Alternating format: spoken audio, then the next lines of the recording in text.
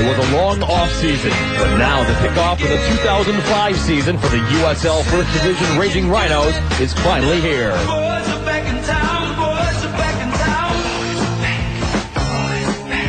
Yes, it's time again to welcome in new faces and welcome back some of your favorite ones. Milano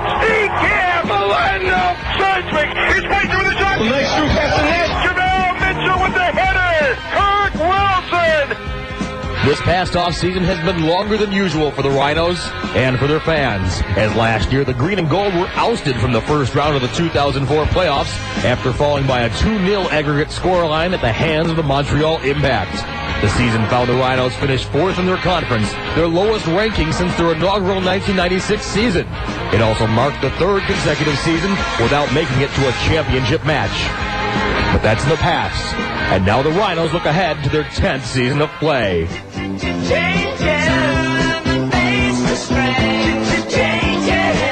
The start of their 10th season marks the end of an era for the Raging Ones. They open up the 2005 campaign with only 10 returning players and a new coach at the helm. Laurie Calloway, the club's second-ever head coach, comes in from the former Syracuse Salty Dogs. He brought 7 former Syracuse teammates with him to training camp, and together with a handful of other new faces, Coach Calloway hopes to bring the winning tradition back to Rochester. It's a beauty way to go. Take off through the great white north. And the first team to stand in their way will be the Vancouver Whitecaps, one of the few USL clubs that can claim a winning record against the Rhinos. They boast a hot up-and-coming keeper from California and the USL's only 2-time Coach of the Year recipient. Former Wildcats and Impact coach Bob Lilly is no stranger to the Rhinos. Although he's a proven coach whose teams consistently give the Rhinos a run for their money, he has yet to steer a team to a championship. It's the countdown to kickoff and a season of change. Which coach will usher in a new era with a win? 90 minutes at Swangard Stadium will tell all.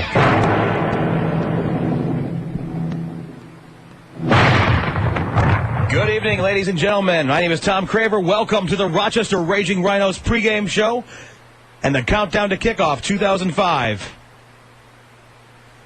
My name is Tom Craver, live from Broadcast Central right here on the all-new Fickle 93.3 FM. Welcome, folks, to the Rochester Raging Rhinos pregame show.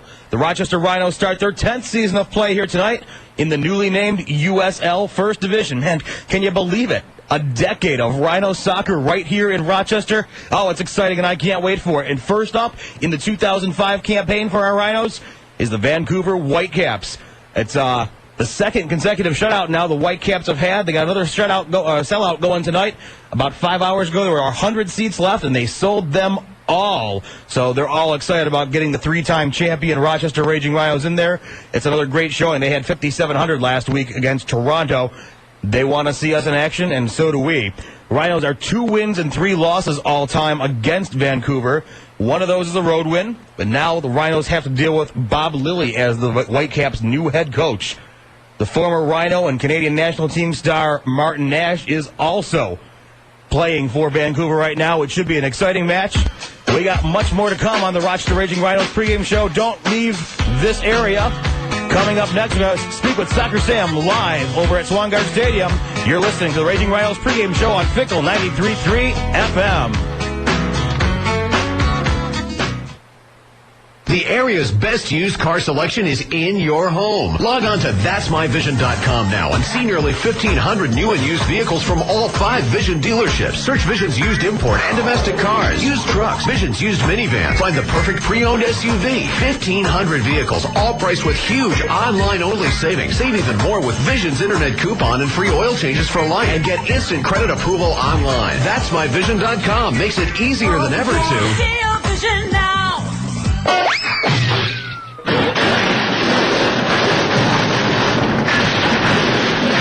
Oh no, it sounds like that car needs some help. Take your car where the Rhinos have been taking theirs since 1996 to Tony's Collision, conveniently located at 270 Anderson Avenue in downtown Rochester, just minutes from the Park Ave area. Tony's Collision is family-owned and proud to celebrate their 40th year of providing quality collision repair. Their color match experts guarantee that your car will look like it came straight from the factory. Tony's Collision takes pride in their quality workmanship and the savings they pass on to their customers. customers. They'll even work directly with your insurance company.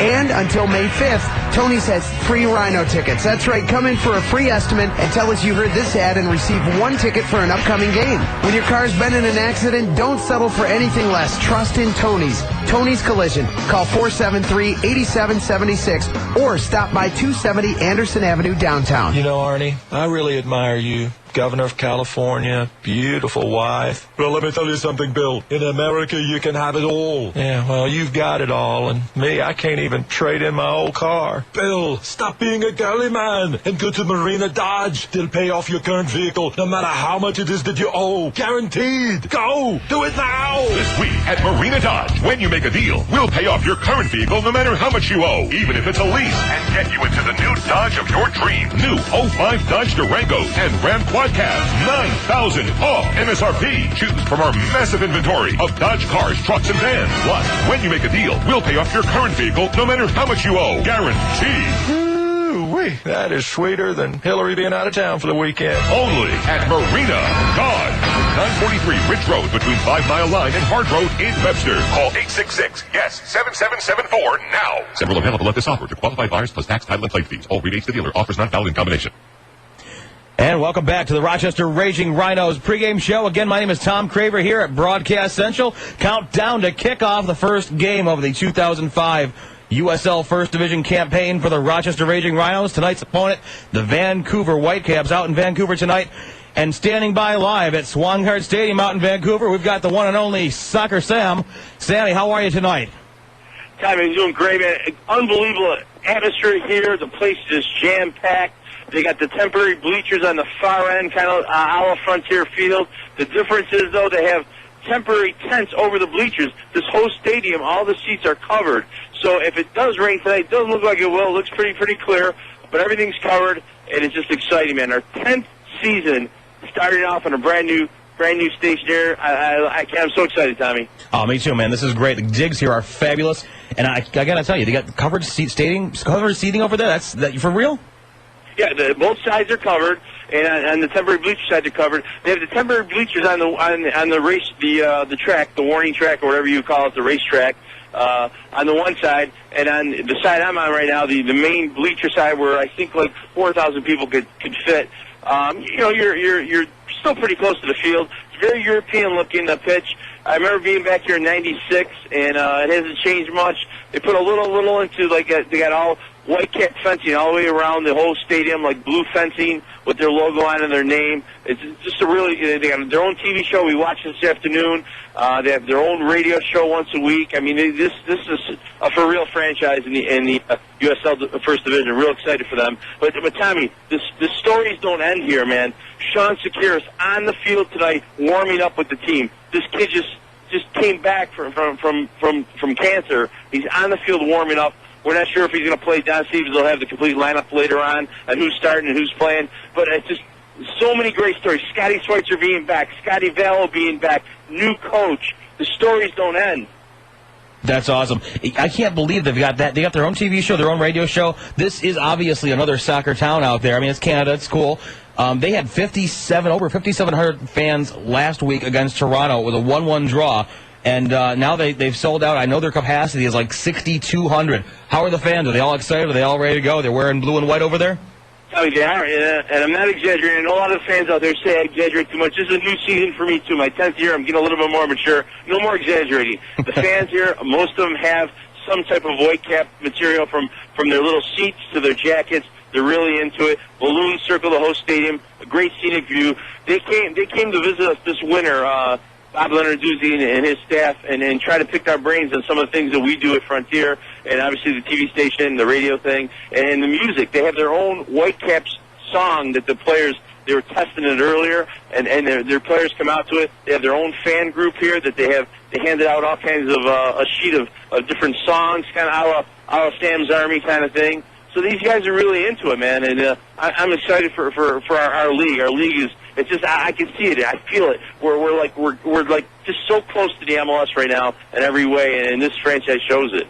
That's awesome, Sam. Now, real fast, one more question. You said there's a track running around. I know it's like a sprinting racetrack. How bad is it? And I know each lane is like 3 feet wide. So is it a bad Bad experience for the fans as far as being too far away from the field, or is it okay? It doesn't play off that badly.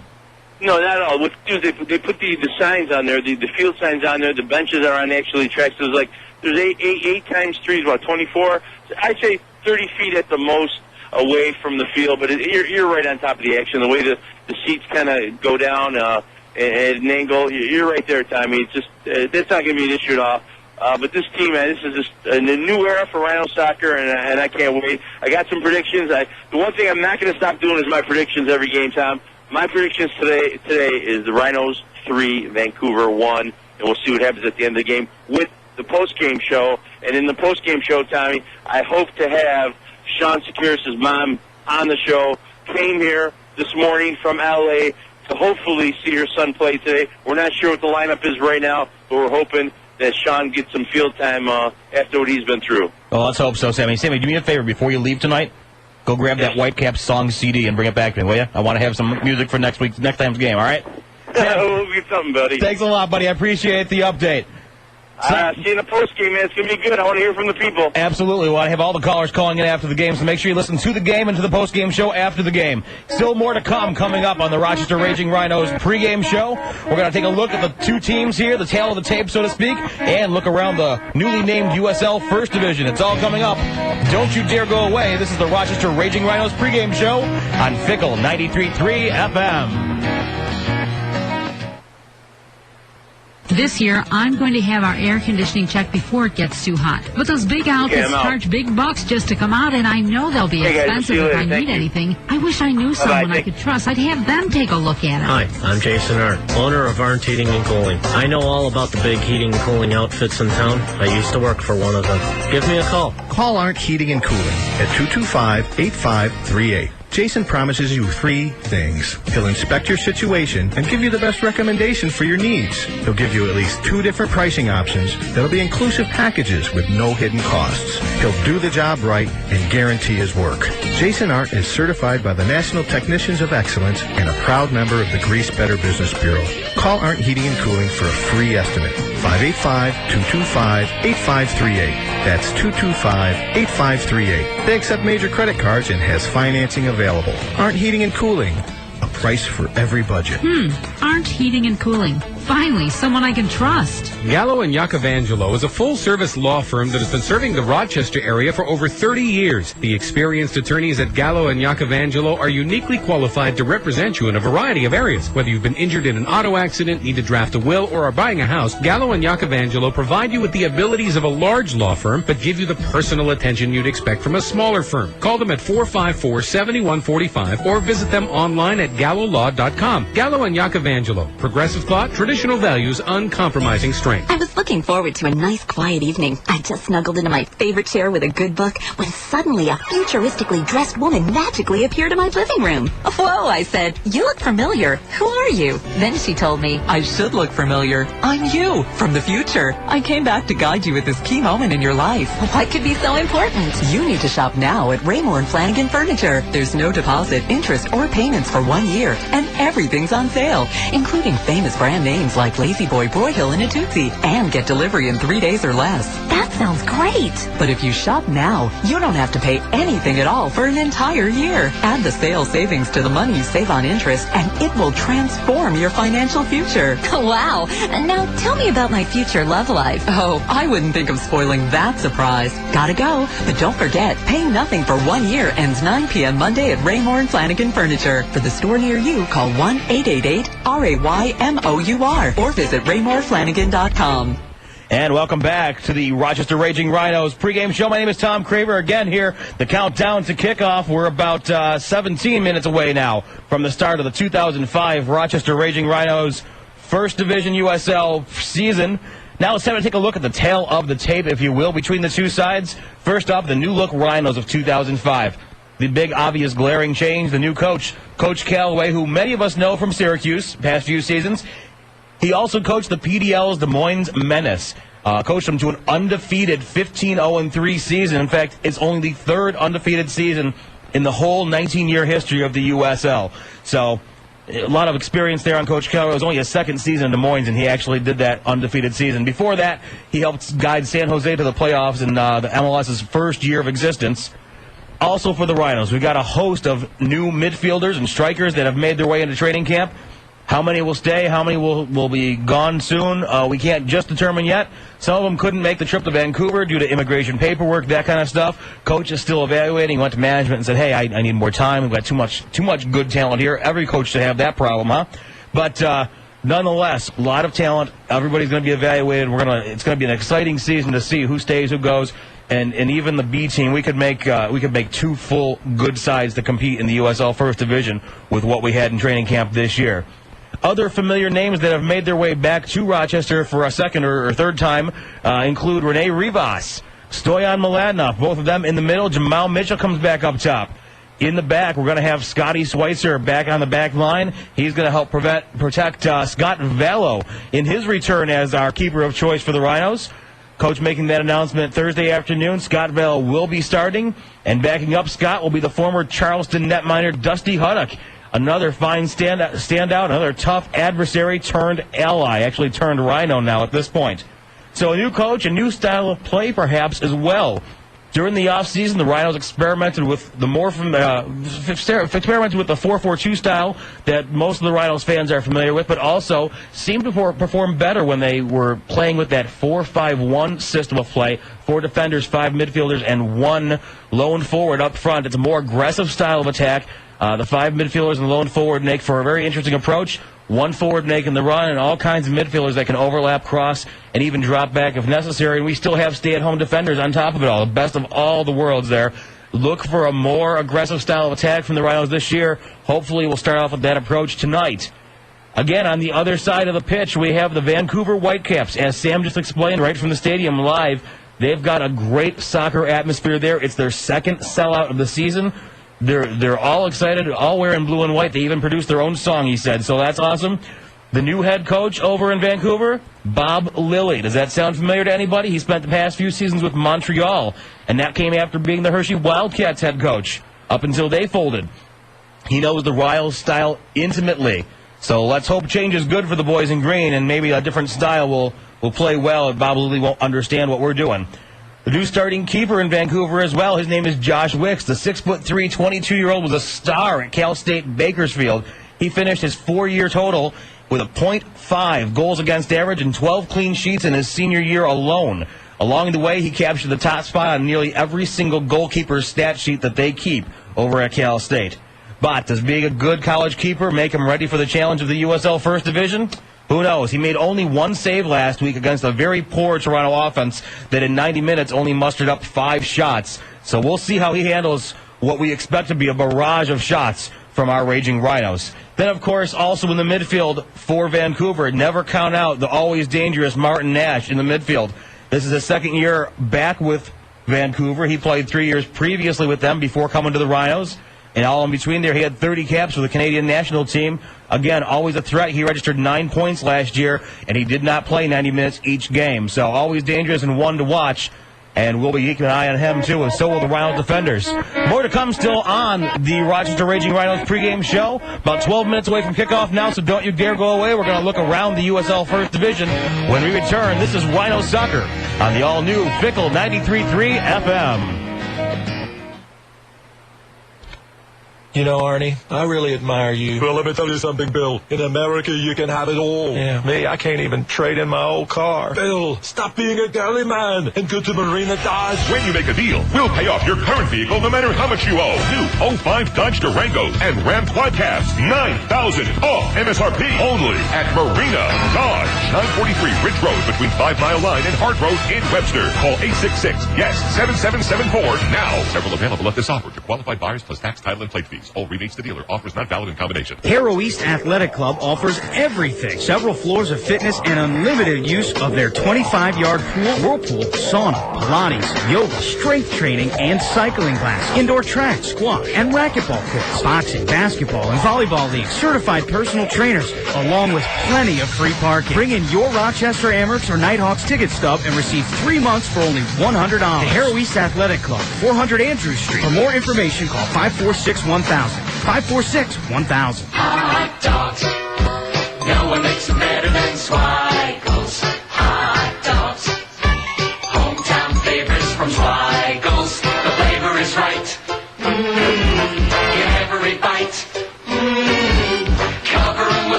This year, I'm going to have our air conditioning checked before it gets too hot. But those big outfits charge big bucks just to come out, and I know they'll be expensive if I need anything. I wish I knew someone I could trust. I'd have them take a look at it. Hi, I'm Jason Arndt, owner of Arndt Heating and Cooling. I know all about the big heating and cooling outfits in town. I used to work for one of them. Give me a call. Call Arndt Heating and Cooling at 225-8538. Jason promises you 3 things. He'll inspect your situation and give you the best recommendation for your needs. He'll give you at least 2 different pricing options that'll be inclusive packages with no hidden costs. He'll do the job right and guarantee his work. Jason Arndt is certified by the National Technicians of Excellence and a proud member of the Grease Better Business Bureau. Call Arndt Heating and Cooling for a free estimate. 585-225-8538. That's 225-8538. They accept major credit cards and has financing available. Arndt Heating and Cooling. A price for every budget. Arndt Heating and Cooling. Finally, someone I can trust. And welcome back to the Rochester Raging Rhinos pregame show. My name is Tom Craver again, right in the middle of Broadcast Central. We're now 9 minutes away from kickoff. It's getting exciting here. So let's real quickly go around, look at the league. The USL First Division, as we're now calling it, they're no longer going by the A-League. They're down to 12 teams now in the top tier. We're going to have a one-tier table, no divisions, no conferences. When it comes playoff time, the first half of the table, 6 teams, will get the chance to vie for the coveted top spot. USL First Division started 2 weeks ago. Atlanta Silverbacks with a pair of back-to-back road games, falling to Richmond 3-1, then defeating Virginia Beach the next night 2-0. Last week, Atlanta upped its record to 2 wins, knocking off Charleston 2-1, while it was Richmond and Virginia Beach's turns for back-to-back matches, trading home turf wins with each other. Toronto started the season last weekend with a pair of back-to-back road games out west. They were shut out in both contests, didn't score a single goal, falling by 3 goals to Portland and then earning a 0-0 draw against Vancouver. Last night, USL First Division was fit to be tied. Charleston hosting Virginia Beach got a last-second goal. They ended up tied. Defending champions Montreal opened up at Puerto Rico, who were very, very happy to survive out of that game with a 1-1 tie. And Minnesota, playing a man down for over a half hour, down a goal at Portland, got a late goal from Jeff Mateo to survive with 1 road point for them. So looking quickly at the standings, 3 games apiece played for Richmond and Atlanta. They both have 2 wins and a loss. Portland has 2 games in hand, 1 win, 1 tie. Go to Virginia Beach. They've actually played 4 games so far. 1 win, 2 losses, 1 tie.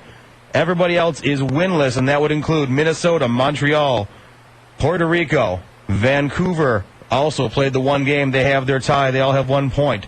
Charleston played 2 games. Believe this, no wins, 1 loss, 1 tie for the Battery. Toronto, 2 games played as well, a loss and a tie. The only 2 teams left to play, Rochester and Seattle, both starting the season tonight. As we look around the rest of the First Division playing tonight, Charleston's at Atlanta, Toronto is at Richmond, and Portland goes a little north to play Seattle. Of course, our Rochester Raging Rhinos looking for their first victory tonight on their first game of the season out at the Vancouver Whitecaps Swangard Stadium, which is where we're going to take you in just a little bit. After the match, stick around. I'll be back with Soccer Sam to take all of your calls when we come back on the Rochester Raging Rhinos pregame show. Don Stevens will be up next with the call of the game. And first, he'll have a quick little chat with the very new Rhinos head coach, Lori Calloway. Folks, thanks for watching. Thanks for listening to us here on the pregame show. Stick around after the game for our call-in show. This is Rhino Soccer on Fickle 93.3 FM. Wouldn't it be great if every tool you bought were covered by a lifetime warranty? Chase Pitkin includes one at no charge with every tool purchase. If you're not completely satisfied, return any tool with your receipt and we'll repair it, replace it, or refund your money. And you'll find we carry a huge selection of tools from the best names: DeWalt, Porter Cable, Bosch, Delta, Stanley, and more. All at great prices. The lifetime tool warranty, only from Chase Pitkin. The Connolly Printing Company congratulates the Rochester Raging Rhinos on their 10th anniversary season. Just like the Rhinos, at Connolly Printing, they continue to strive for excellence. They've been serving Rochester for over 100 years, and their goal is meeting today's sophisticated printing demands head-on. Connolly Printing's technology and computer graphics, pressroom and bindery equipment, as well as their employees' expertise, will guarantee you're a satisfied, loyal customer well into the future, turning your printing nightmares into creative dreams. Connolly Printing. 426-4150. We lead very busy lives these days. So many demands, so much stress. There's just not enough time to get everything done. Come home to stress-free apartment living at Blueberry Hill. Luxury and excellence are built right in. Amenities above and beyond other rental units are included. Concierge service is just a phone call away. Let them take care of you.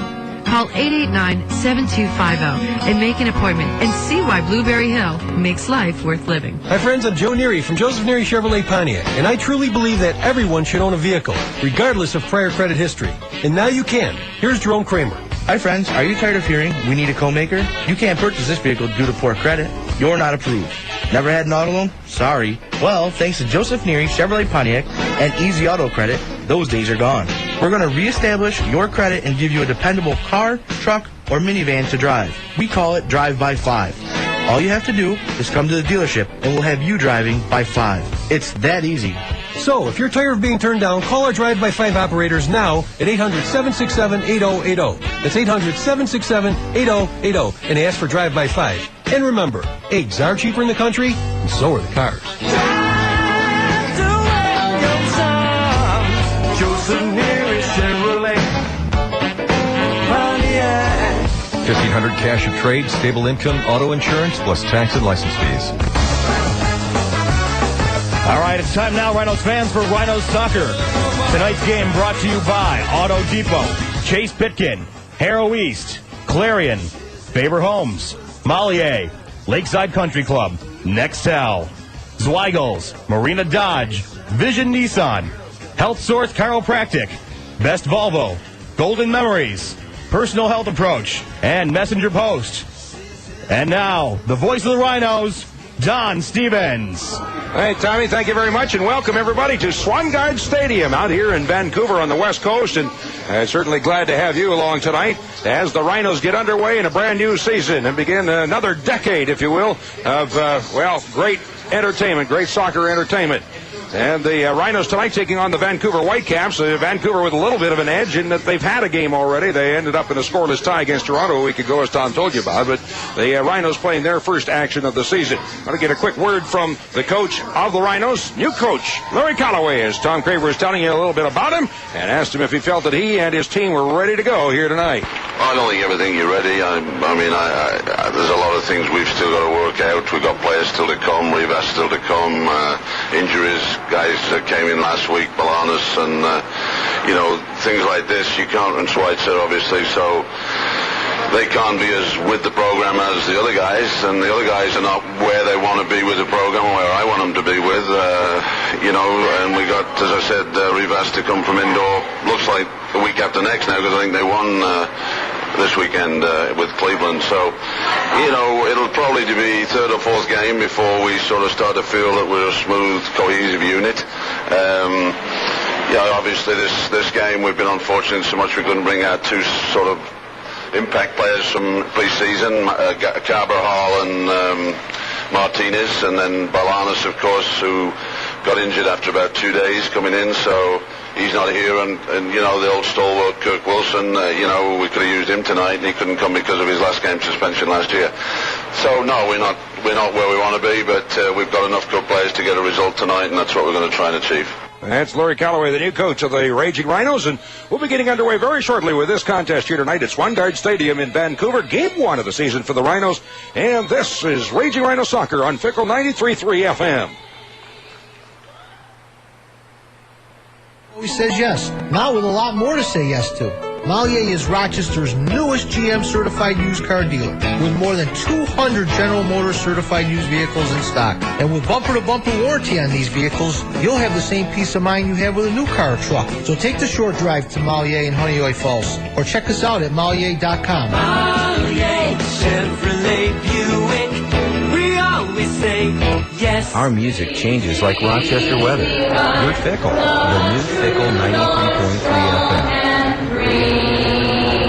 From far and wide, oh Canada, we stand on guard for thee. God keep our land glorious and free.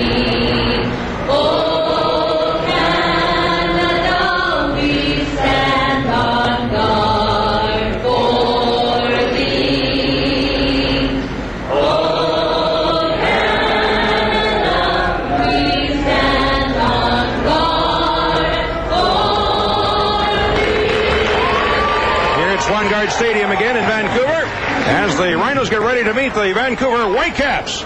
Game 1 of the season, and actually Rochester and Seattle, the last two teams in the league to get into any action. Seattle also playing tonight as they are at home against Portland. All right, let's check out the starting lineups. The first game of the season. First of all, for the home team, Mike Franks is in goal. Franks in goal for the Vancouver Whitecaps. And the defenders will include Jeff Clark, Nick Dosovich, and Jordy Lyle. Through the midfield, we'll see Steve Klein, remember him, out of Hershey and a few other places. Of course, former Rhino Martin Nash starting out of the midfield along with Steve Kindle, Alfredo Valente, and Kevin Harms. So a 5 midfield formation, and it's Carlo Corazine at forward along with Jason Jordan for the Whitecaps. Now checking the starting lineups. First of all, for the Rhinos will be in goal Scott Ballo, who comes in his return to the Rhinos here tonight. Scott Ballo in goal to begin the season for the Raging Rhinos. And then through the defense will be Tenwa Bansu, along with Frankie Sanfilippo, Scott Schweitzer, and Scott Palguda. Those are the defenders. In the midfield, we'll see Jason Perry, Lennon Steenkamp, Sean Shakiris in the midfield, along with Stoyan Mladenov. And then up front, Doug Miller and Panto Aguilera. Aguilera moving up front, ordinarily has been a midfielder, and we'll see if maybe the Rhinos will actually go with that one forward spot. As we had heard from Tom Craver in our pregame information that the Rhinos have tried the 1 forward and the 2 forward alignment. We'll see if they'll go with the 1 forward or not as they line up. Looks like Doug Miller, well, now Pato will move up as looks like the Rhinos will take the opening kickoff. The Rhinos wearing the black and white striped jerseys, black shorts, and the home team, the Vancouver Whitecaps, dark blue jersey with white shorts. The Rhinos are shooting the net to my left, and Scott Ballo is in goal to my right.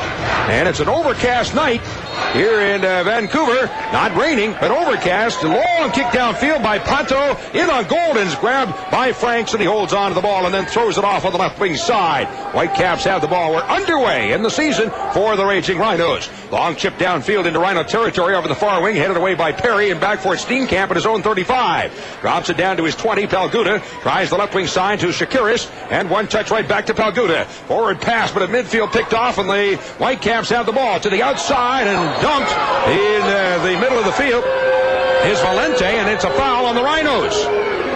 Free kick for the Whitecaps. It'll be 30 yards out off the right wing side. It looks like it'll be taken by Nick Dosovich, who's also an assistant coach for the Whitecaps. Goes into the near end of the 18, and the Rhinos recover the ball. Played by Sanfilippo to the outside, but intercepted and taken off into the corner. As it's all tied up in the corner boards, then knocked away from Jordan. The Rhinos have it. Shakiris in the near corner, turns it up the left wing and feeds a pass ahead. Aguilar, one touch to the outside. Shakiris giving it off to Schweitzer, turning back for the ball. Lays it to the outside again. Long chip by Palguda out to the midfield line. As they go up for the head ball, it's knocked away.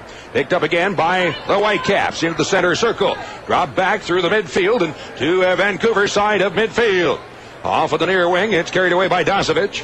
Plays it back into the middle. The home team, that being the Whitecaps, deliberately trying to get things going here. Kevin Harms with the ball. He'll lay it to the outside, but stepping in is Bansu for the Rhinos to tip it across midfield. On the right flank and across midfield, recovered, but kicked out of bounds by the Whitecaps. Throw into the far side, just across midfield for the Rhinos. Long throw in by Bansu, deep to the right wing corner. That's chased down by Miller. Drops it back out to the 35 and across in front along the 18, but deflected aside and recovered by the Whitecaps.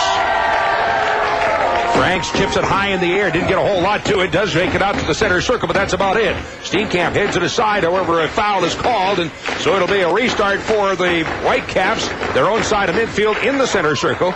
Referee for this game is Dominic Scully. The linesman Martin Reed and Kevin Duliba. And then the fourth official is Paul Ward. Long delivery to the outside of the left wing. Mladenov chasing, but it's recovered by the Whitecaps at midfield. Cross through the center circle. Turning in after the ball is Lyle. On the right side, Jordy Lyle. Long chip downfield, coming down to the Rhino 20. And turning back for it goes Bansu inside of the 18, the far end of the 18. And the Rhinos have the ball. Pass up the right wing side. Skipping by Mladenov, chasing after the far touchline, but it's knocked out of bounds. And it'll be a throw-in for the Rhinos from around their own 35 on the far side. No, it's a foul call because it's a free kick. So Tenwa Bansu placing the ball. He'll just play it back into the middle, or it's taken by Jason Perry. Crossing along is 15 to the near side, and up the left wing is Palguda for the Rhinos. To the midfield line, Pato tips it to the outside for Shakiris. He goes long up the left wing side, and it's chased down by Miller as he and Lyle will go to the corner board, to the corner battling for the ball. That's still in the corner, and a pass toward the middle, but it's chipped away out near midfield, and touched aside Palguda in the middle for Schweitzer.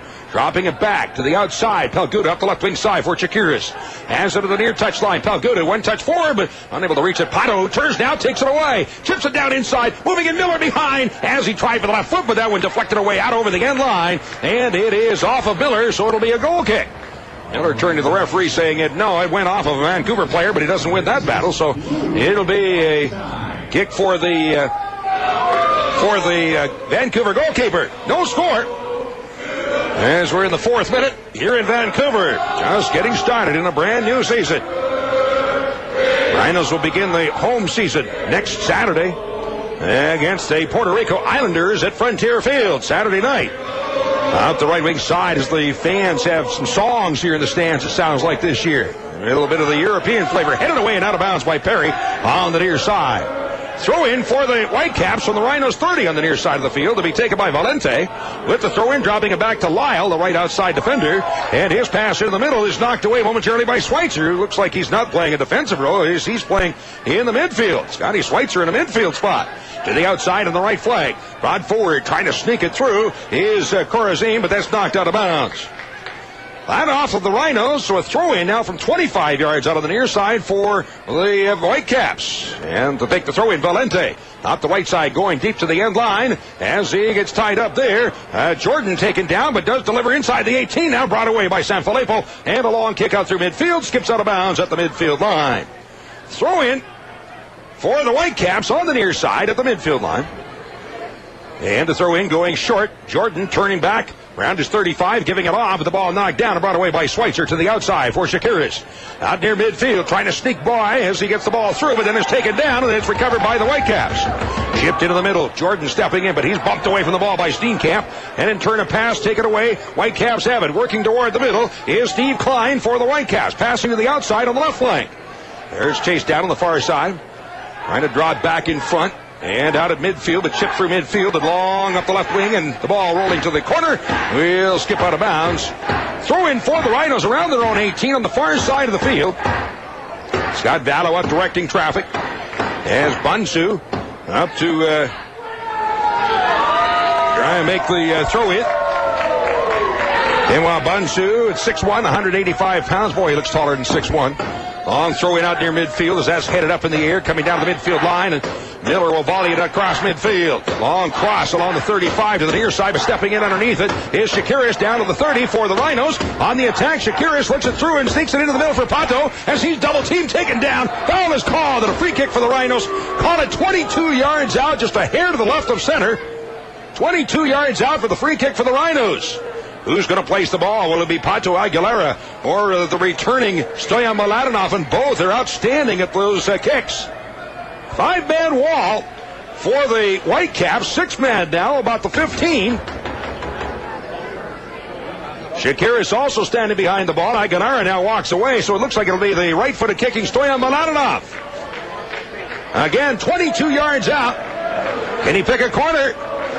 Mladenov lines it up, goes short, and gets the ball right back off the wall. Left-footed roller, that's knocked down in front, and Miller turns, can't get a shot away. Shakiris with the shot, but cracks it high, and up over top of the net and out over the end line. This will be a goal kick for the Vancouver Whitecaps.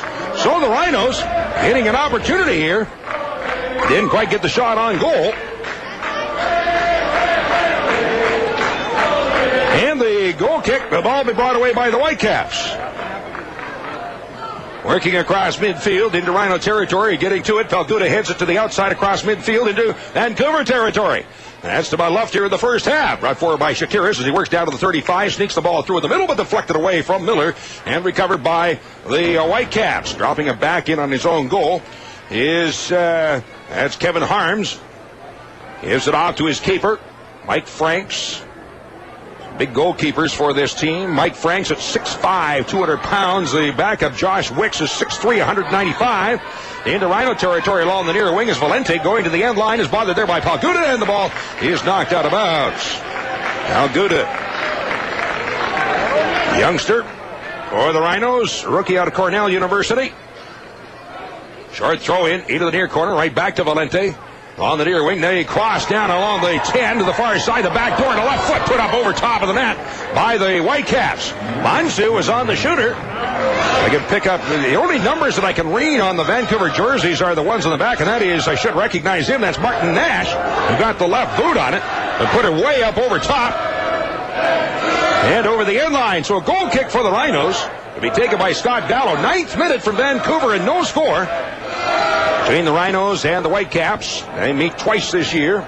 The other game, of course, will be in Vancouver, or will be in Rochester. Make that. Here's the kick. Line drive kick across midfield, coming down across the center circle and headed back to the midfield line. Pato knocked to the side for Schweitzer. Knocked off his foot, but gets it right back. Then feeds the left wing side. Shakiris drops it off for Pato, but he had turned the other way. Recovered by the Whitecaps. Into the middle as Clark drops it back in the middle for Klein and turns it to the outside. Arms along his own 35 for the Whitecaps. Pass to the near side for Lyle. Takes a look downfield. Long chip across the midfield line. Stepping in, getting a foot on it is Perry. Had shanked off the outside of his foot to Bonsu. Continues on across midfield. Tried to sneak a pass through, but blocked away. And Steenkamp takes it back. Feeds to the outside on the right wing for Mladenov. To his own side of midfield. And a long tip downfield by Perry. But knocked away. Mladenov knocks it down. Has the ball on the far side. 1-on-1 as he gets tied up with Martin Nash. The ball back in the middle. It's headed across midfield once again by Sanfilippo of the Rhinos. Vancouver recovering the ball. Back in the middle, where it's played to the outside by Dazovic. On the left wing for Arms. Takes a look, long kick downfield into Rhino territory as they sneak it through, but that's knocked away from Corzin and taken back by the Rhinos. To the outside, Mladenov chips it down into the 25, but headed to the outside again and taken away by the Whitecaps. Long delivery through midfield and into Rhino territory. That's sneaking in behind everybody. And Vallow way outside of the far end of the 18 to slow the ball down. And now he'll bring it back inside the area. As Schweitzer coming back to help out. Vallow takes the ball, just giving it off to Scotty Schweitzer. And the Rhinos will work it forward. Now we're in the 11th minute. And no score from Vancouver. Drop back, the Rhino 20. As Perry plays it into the middle for Sanfilippo. His feed forward to Steenkamp, checking back. Drops it off once again to around his 20 on the right flank. Perry turns to get away. Left foot, low drive through midfield. It's picked up by Mladenov. Rolls it off for Ponto, and he'll one-touch it right back to Steenkamp. Out cross field on the near side for Shakiris and across midfield. Now to Vancouver territory. Overlapping is Palgudo, but the ball taken. Schweitzer delivers deep in the left wing corner. Palgudo racing forward, but getting to it. The Vancouver Whitecap player kicks it out on the near side at the touch line, at the end line, but it puts it out over the near line, so it'll be a throw-in deep in the corner for the Rhinos, and it looks like it'll be the defender, Jason Perry, over for the throw-in. Perry to take the throw-in. 6'2", 187 pounds, 24-year-old from Detroit. Played in Syracuse last year. See if he's got the long bomb on the throw-in. Here's the delivery. Low line drive into the box. Head ball in. Crossbar. Looks like the goalkeeper, Frank's, got a hand on it as he leaped in the air, tipped it just over top. Great opportunity for the Rhinos. Couldn't quite finish. Rhinos broadcast brought to you all season long by Auto Depot USA. Unbeatable prices, unbeatable reputation. Also brought to you by Clarion Riverside Hotel. Close to Frontier Field. Ask about their $69 spectator rate. Lakeside Country Club. Golf, that is, along scenic Keokuk Lake. East Lake Road in Penyan. Marina Dodge at 943 Ridge Road in Webster. And here come the Vancouver Whitecaps. Feet in front, and the ball is knocked down by Sanfilippo. Rolls in on Gold Glove by Mello, and he'll throw it up the left wing side. Hits it out of trouble on the near wing. He's thrown it right back. Here come the Whitecaps across in front. That's headed away along the 18, trying to get a shot away. Valente. Ball knocked down and played away out of the box. Brought forward by Schweitzer out to midfield. And the fans thought that there was a handball inside the area. And I'm not so sure that they're wrong. But the Rhinos get away with it and bring the ball out to midfield. Great opportunity right there for the Whitecaps. Nice midfield. Whitecaps take the ball back, play it into the middle. Dazovic has it along his 25. Turns back to the outside. Brings it forward another couple of steps. Then he'll feed it off to his right. Still along his own 30.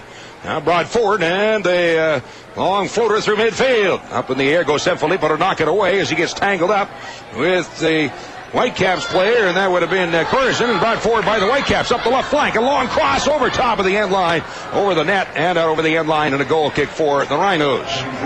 13th minute, no score. Vallow calling Sean Shakiris to come back. He wants to talk to him about something.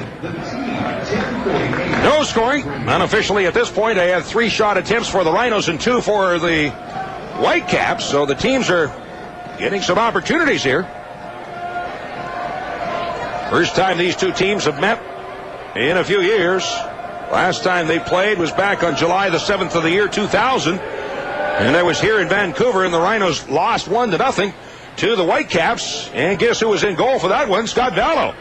Played to the outside of the left wing, and the ball is kicked away and out of bounds by Lyle.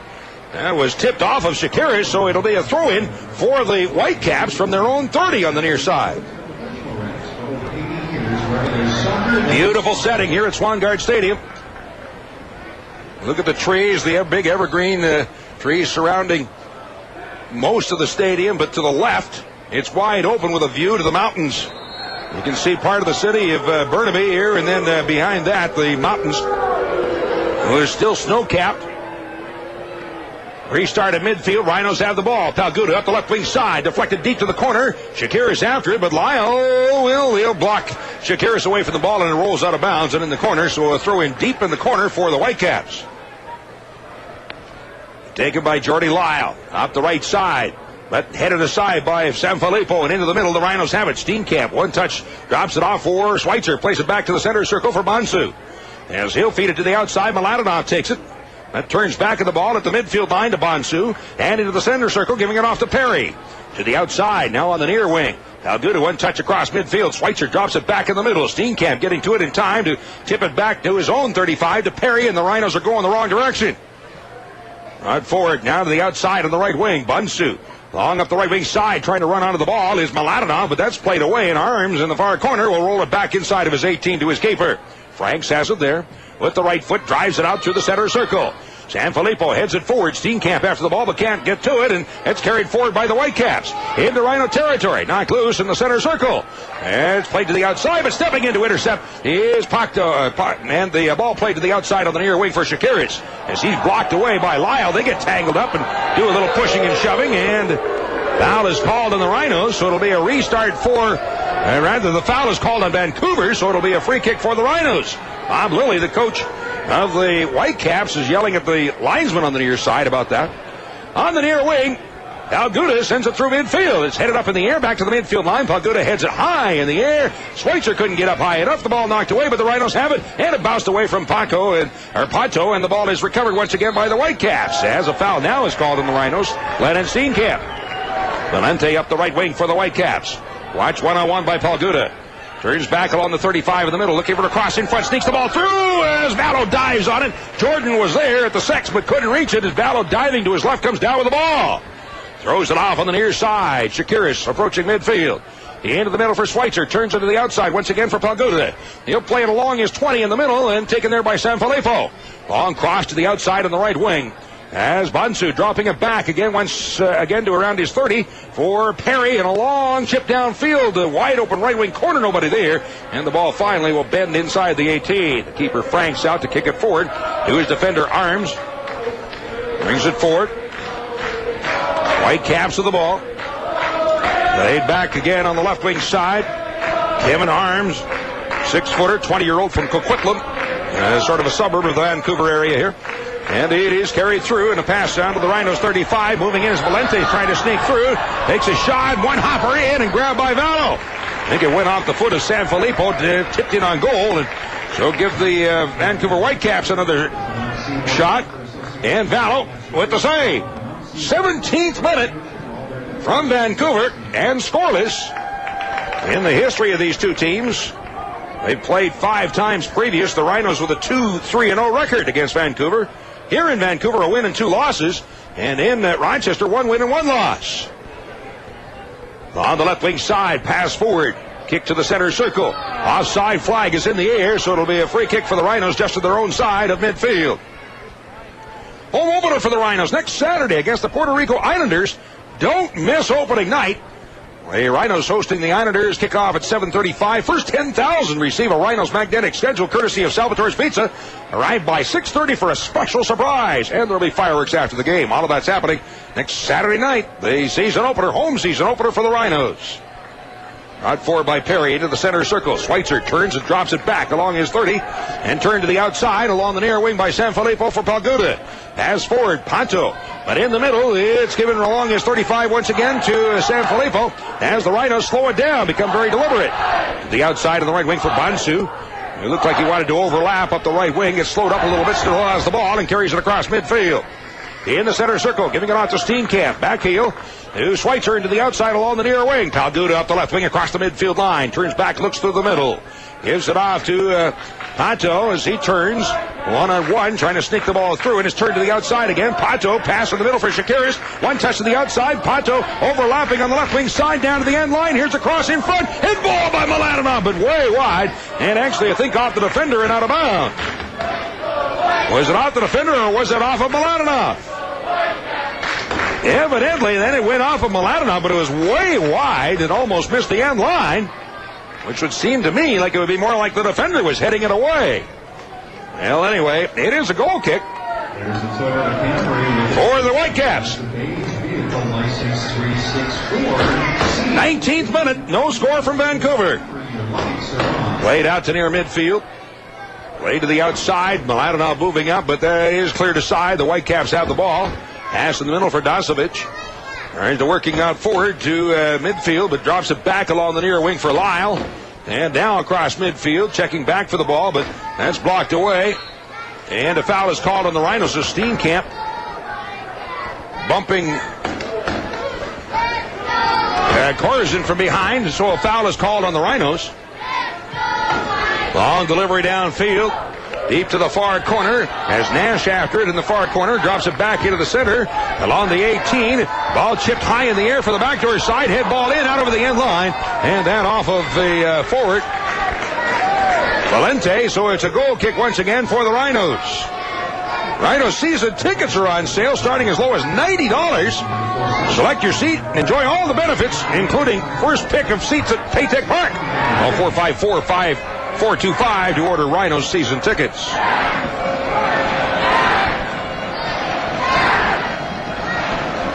Scott Vallow with the goal kick.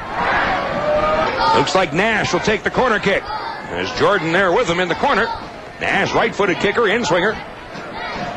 And here comes the service low. He hits Mladenov and is blocked away out top of the box. There, an opportunity to clear it in the zone, but that's played away all the way out to midfield. Up with the ball. The Whitecaps. Long chip down to the Rochester 18. Out in the air, up in the air, and coming down with the ball is Vallow. Holds on. Moves the players away. 24th minute and scoreless. Other sponsors of these broadcasts include Chase Pitkin, home of the lifetime tool warranty. Also brought to you by Faber Homes. See what they have to offer at faberhomes.com. By Nextel, helping groups get things done. Call 800-NEXTEL-9. And by Vision Nissan. See your vision online at that'smyvision.com. On the near wing, Shakiris pass in the middle. Pato right back to Shakiris on the outside. Now slips a pass forward to Miller. Turning back for the ball. Drops it off Palguda just to the Vancouver side of midfield. Now plays it through into the center circle. Out forward by the Whitecaps. Headed to the outside by Steenkamp and then played back in the center circle. The Whitecaps take it away. To the outside, moving up on the right wing. Here comes Valente looking back in the middle. Now with the left foot, chips it down inside. Tip toward the net. But grabbed off the end line. Jordan got the toe on it. Tried to tip it back in front. Ball came down to the side of the net. Grabbed by Vallow before it crossed the end line. And the Rhino keeper has the ball.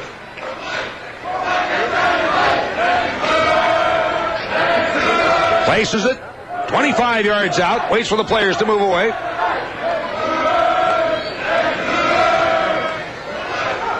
And now takes the kick.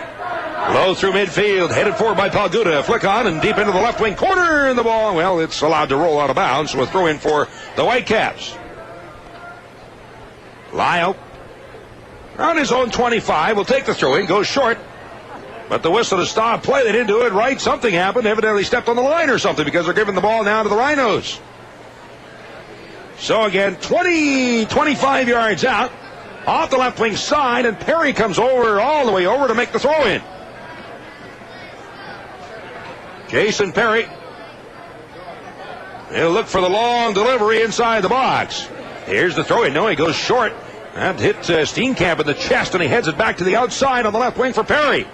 Looks for a cross, pulls it to the end line, turns back in the middle, right foot, but that's deflected away, and it's a drive out through midfield. On ball, bending downfield across midfield, and turning back for it goes Schweitzer. Scotty Schweitzer, one of the latest arrivals in camp after finishing his indoor season. That's a kick downfield, but headed back to the midfield line. Pato stepping in, Aguilera for the Rhinos. Pato Aguilera, and pass into the middle. Schweitzer, one touch to the outside. Palguda couldn't reach it. Out of bounds, so a giveaway there. The ball will be thrown into midfield for the Whitecaps.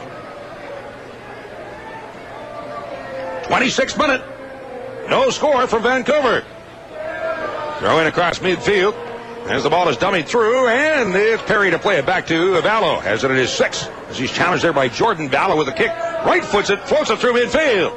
Whitecaps pick the ball up at their own 40. Back in the middle. Giving it off to Dasovic, turning it to the outside on the right wing for Lyle. Brings it ahead up the near side, out to midfield, and a pass into the middle. Stepping into, block it away is Perry for Schweitzer. In the center circle and drops it back to Bunsu. He'll play it off on the right wing side to Mladenov. Turns it up the right wing, looks back toward the middle. As now we have a Vancouver player down in the field, Corazine, getting up, maybe a little bit of cramping in his left leg, and the ball taken in the center circle. Whistle stops play, and Corazine goes back down on the pitch. And the ball will be played out of bounds on the near side. So Corazine, I think he had a little bit of a leg cramp in his left leg, and the trainer is now called out on the field to take a look at the forward for the Vancouver Whitecaps. Carlo Corazine, 33-year-old from Coquitlam. Sponsors of these broadcasts include Harrow East Athletic Club, on the web at harroweast.com.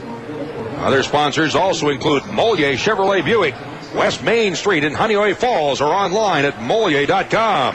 By Weigel's, famous for quality sausage and meat products since 1880. And those are more sponsors of our broadcast, and they'll be with us all season long, making these broadcasts possible. Now we have Corazine. Will step off the pitch. He's walking under his own power. And we'll get the restart for the Rhinos. Vallo, long kick through midfield. And turning back for the ball, it'll be actually picked up at his own 18 by the keeper, Franks.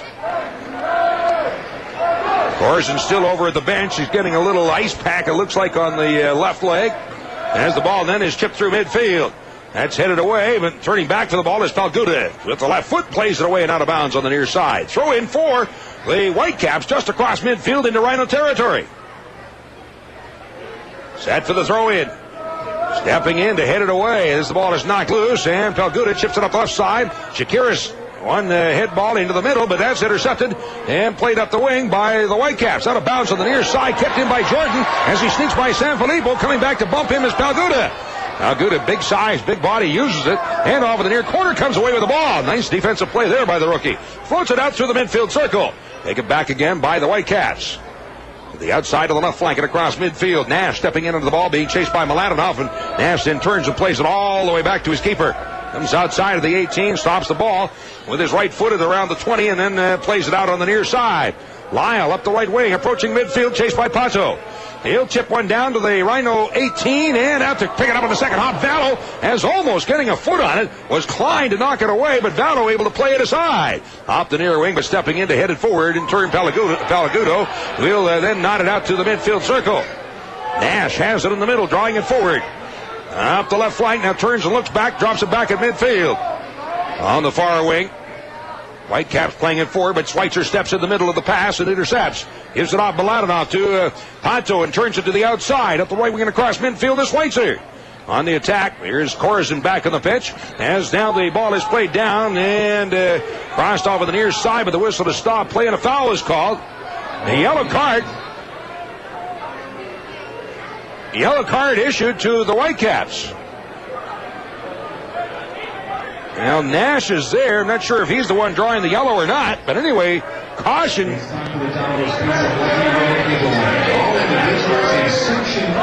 And could not see who the caution was issued to.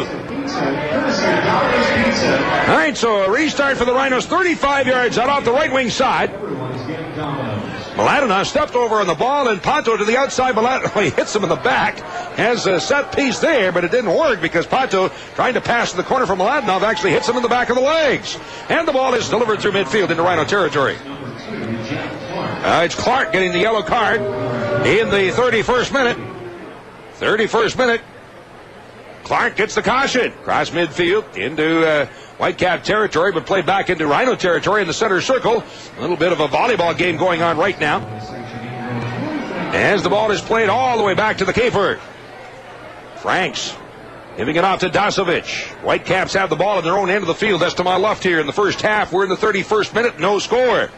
A lot of ties in the league. A lot of scoreless games so far in the league this season already. Has the ball now delivered through midfield. Stepping up, and it's headed away. Off on the near wing, carried forward by the Whitecaps. Off the right side, Klein trying to cross it. Rocks it back out to Lyle around the 35 and delivers up the right side, deep to the corner. After it goes Valente. And the ball is knocked away out of bounds off of Palguda. So a throw it deep in the corner for Valente of the Whitecaps. Alfredo Valente, 24-year-old, actually from Vancouver. Robs it off there. Moving up is Jordy Lyle for the throw-in. Off the right wing side. There he'll back up a little bit. Get a bit more of a run at it. Lyle, high floater coming down near end of the 18, but headed away by Steenkamp out the near end of the box and underneath the Palguda with a left foot. Volleys it out to near midfield. Pato able to nod it forward as Miller will cross to the outside, and running onto the ball goes Milanov. Approaching the midfield line as he moves it into Vancouver territory. To pass back in the middle, and Miller up with the ball has the 35 yards out in the middle. Long cross to the outside of the left flank for Shakiris. Down to the 20, cross along the 18, moving in. Miller got a foot on it, dribbles it toward the net, but it's a rolling ball by the time it gets to the net and picked up by Franks. So the Rhinos a little bit of penetration, and Franks comes up with the ball. High volley kick coming down to the midfield line, and actually across midfield, knocked away by Palguda.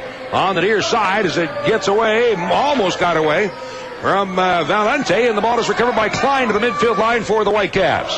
To the outside of the near wing, Lyle crossing out to the outside, arms on the left wing at the midfield line. Pass forward, and it's Kindle off the left wing and across midfield, giving it off to Nash. Dropping it back at midfield.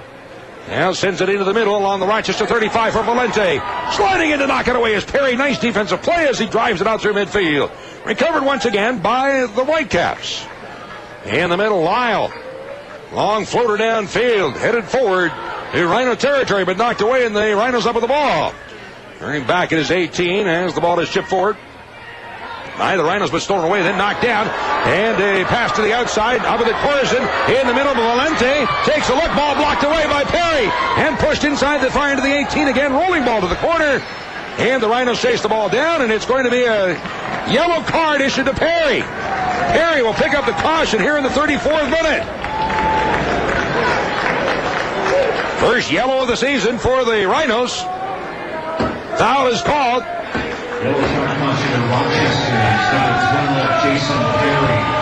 Ball will be placed far corner of the 18, actually about 20 yards out to the left wing corner. Looks like Nash will be the one to serve it up. No score, 34th minute. And a five-man wall for the Rhinos down around the 15. As the ball is placed, Nash with the right foot. Chips it down inside, backdoor side, blocked away, up over top of it by Vallo. The ball was chipped in on goal. Vallo got the chest on it, blocked it up over top of the net, and out. And now we got some arguing going on as the Rhinos, of course, will face a corner kick. Great save by Vallo, got the chest on the ball, blocked it up over top of the crossbar. Huge play right there. And now a corner kick for the Whitecaps. They go short on the service in.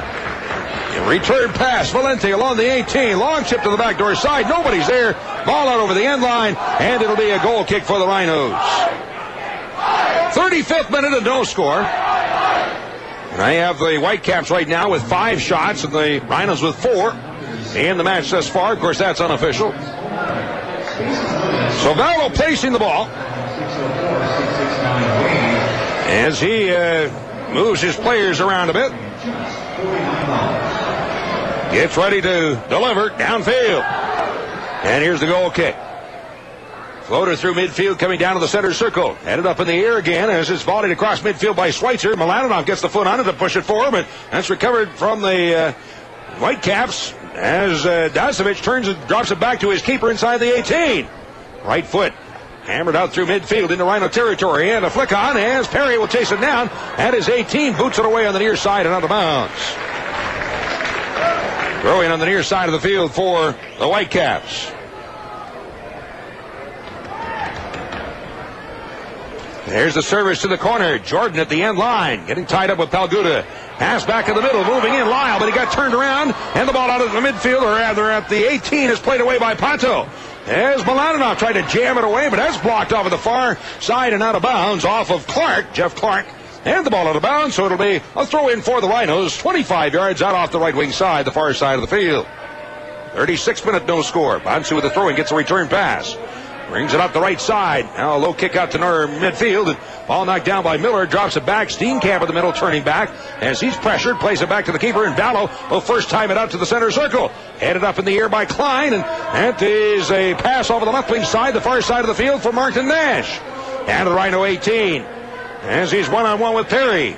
Deep in the far corner. Now double team, but plays it out top. As the Whitecaps bring him forward. Pass back out to the 30. And along in the middle.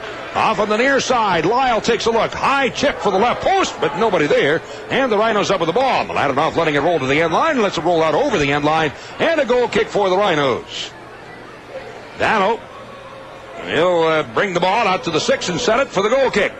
For information on this summer's Rhino soccer camps, log on to rhinosyouthsoccer.com. Camps are for kids 5 to 18 and start in July, so get signed up right away. Battle moving the players around with the right foot. Floater through midfield all the way down to the Vancouver 40. It's headed back toward the midfield line, and Schweitzer steps in to chip it up the right wing. Deep to the far corner, but nobody will get to it as the ball rolls to the end line, and Arms will pick it up there. Turns, brings it away. Drops it back along the 18, and Franks, the keeper, will begin to bring it forward. 38th minute here at Swangard Stadium in Vancouver and scoreless.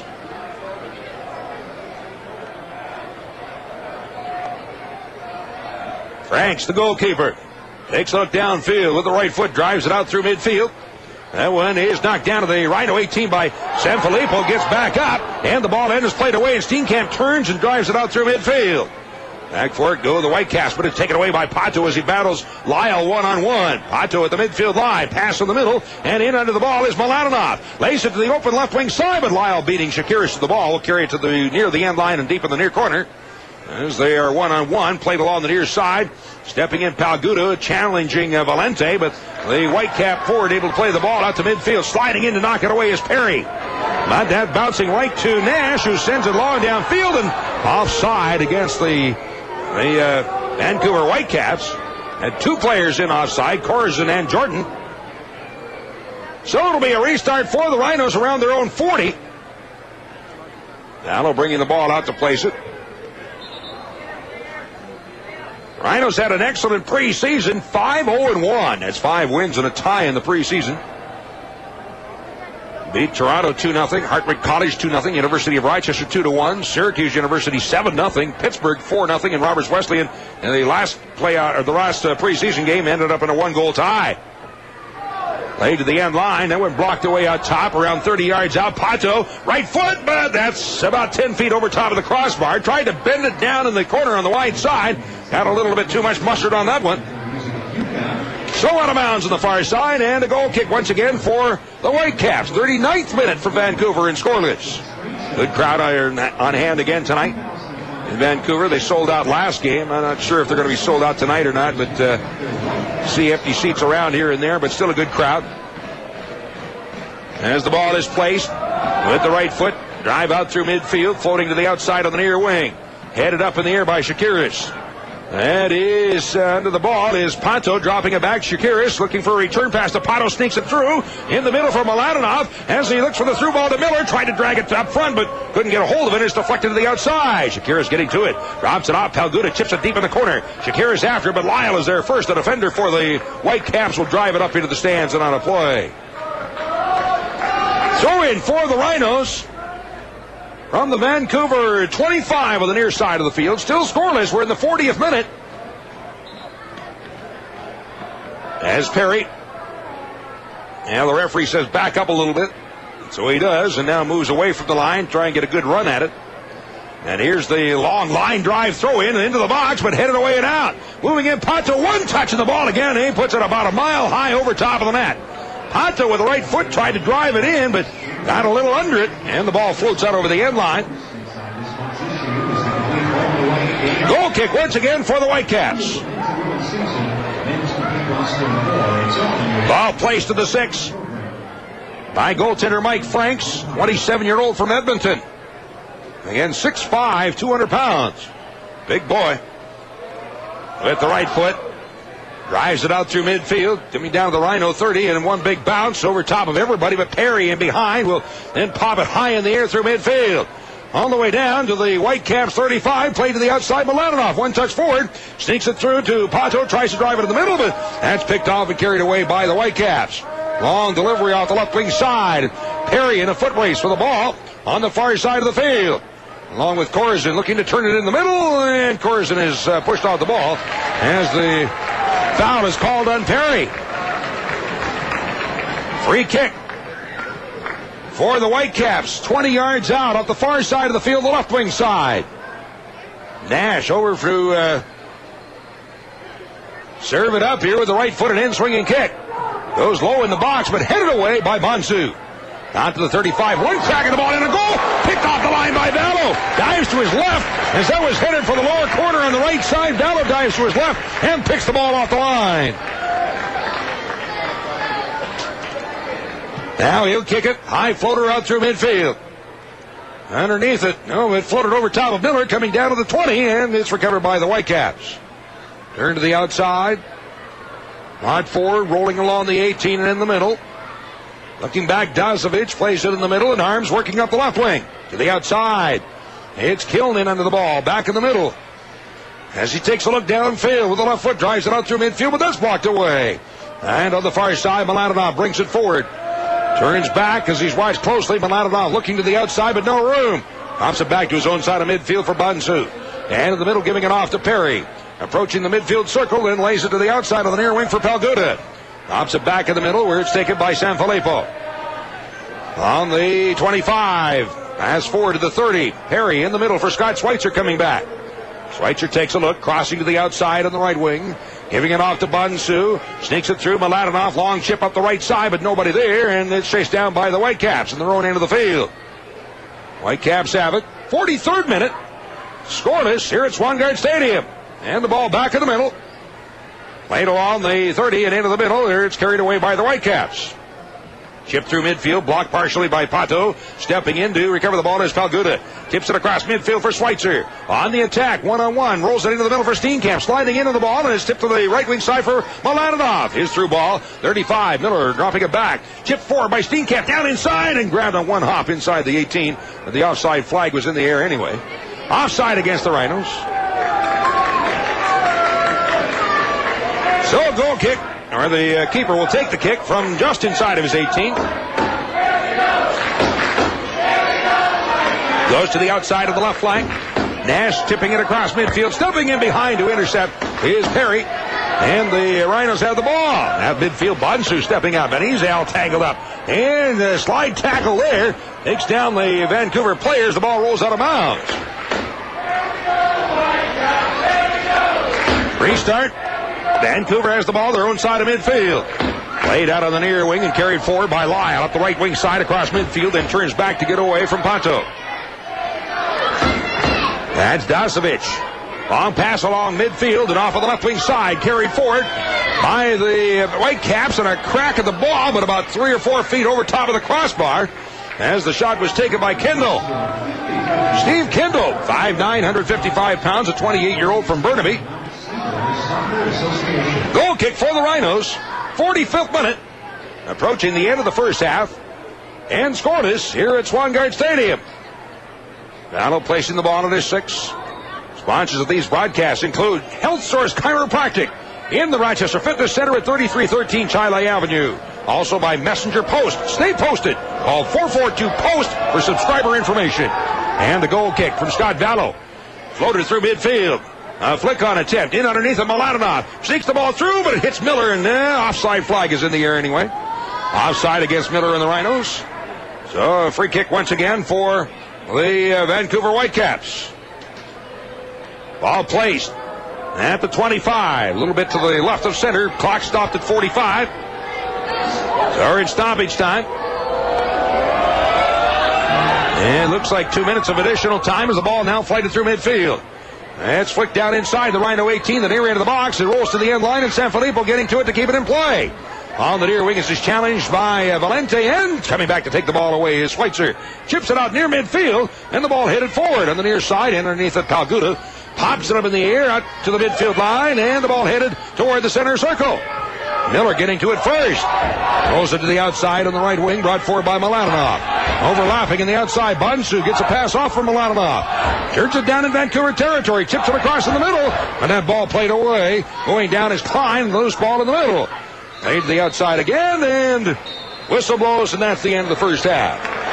All right, so we've completed one half here at Swangard Stadium in Vancouver, and nothing has been decided at this point, as it is no scoring so far. Again, at the half, from Vancouver, it's the Rochester Raging Rhinos nothing, the Vancouver Whitecaps nothing, and this is Raging Rhinos Soccer on Fickle 93.3 FM.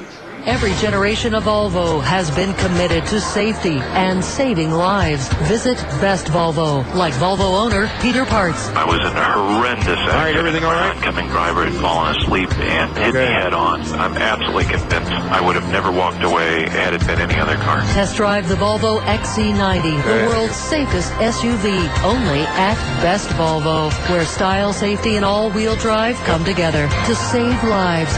1500 University Avenue. The time for a healthy you is now. And Personal Health Approach Health, Wellness, and Fitness Center, Rochester's brand new premier upscale health club, is the place you need to be. PHA Health, Wellness, and Fitness Center, located at 3450 Winton Place, is the official kind of getting the feel for it. Let's see, period recap and upgrades, keep that short. And supposed to have Chris Economides and Steve Donner coming up. Meet your needs and goals. Call PHA Health, Wellness, and Fitness Center at 232-8888. Hey, Adam, how was the weekend? What happened? The weekend was great. Right up to Sunday night, my sons and I were playing catch, and we switched to soccer. Guess I forgot to remind my body that I'm not in my 20s anymore. Or 30s either. My 16-year-old son's quicker, my 14-year-old is stronger, and my ankle...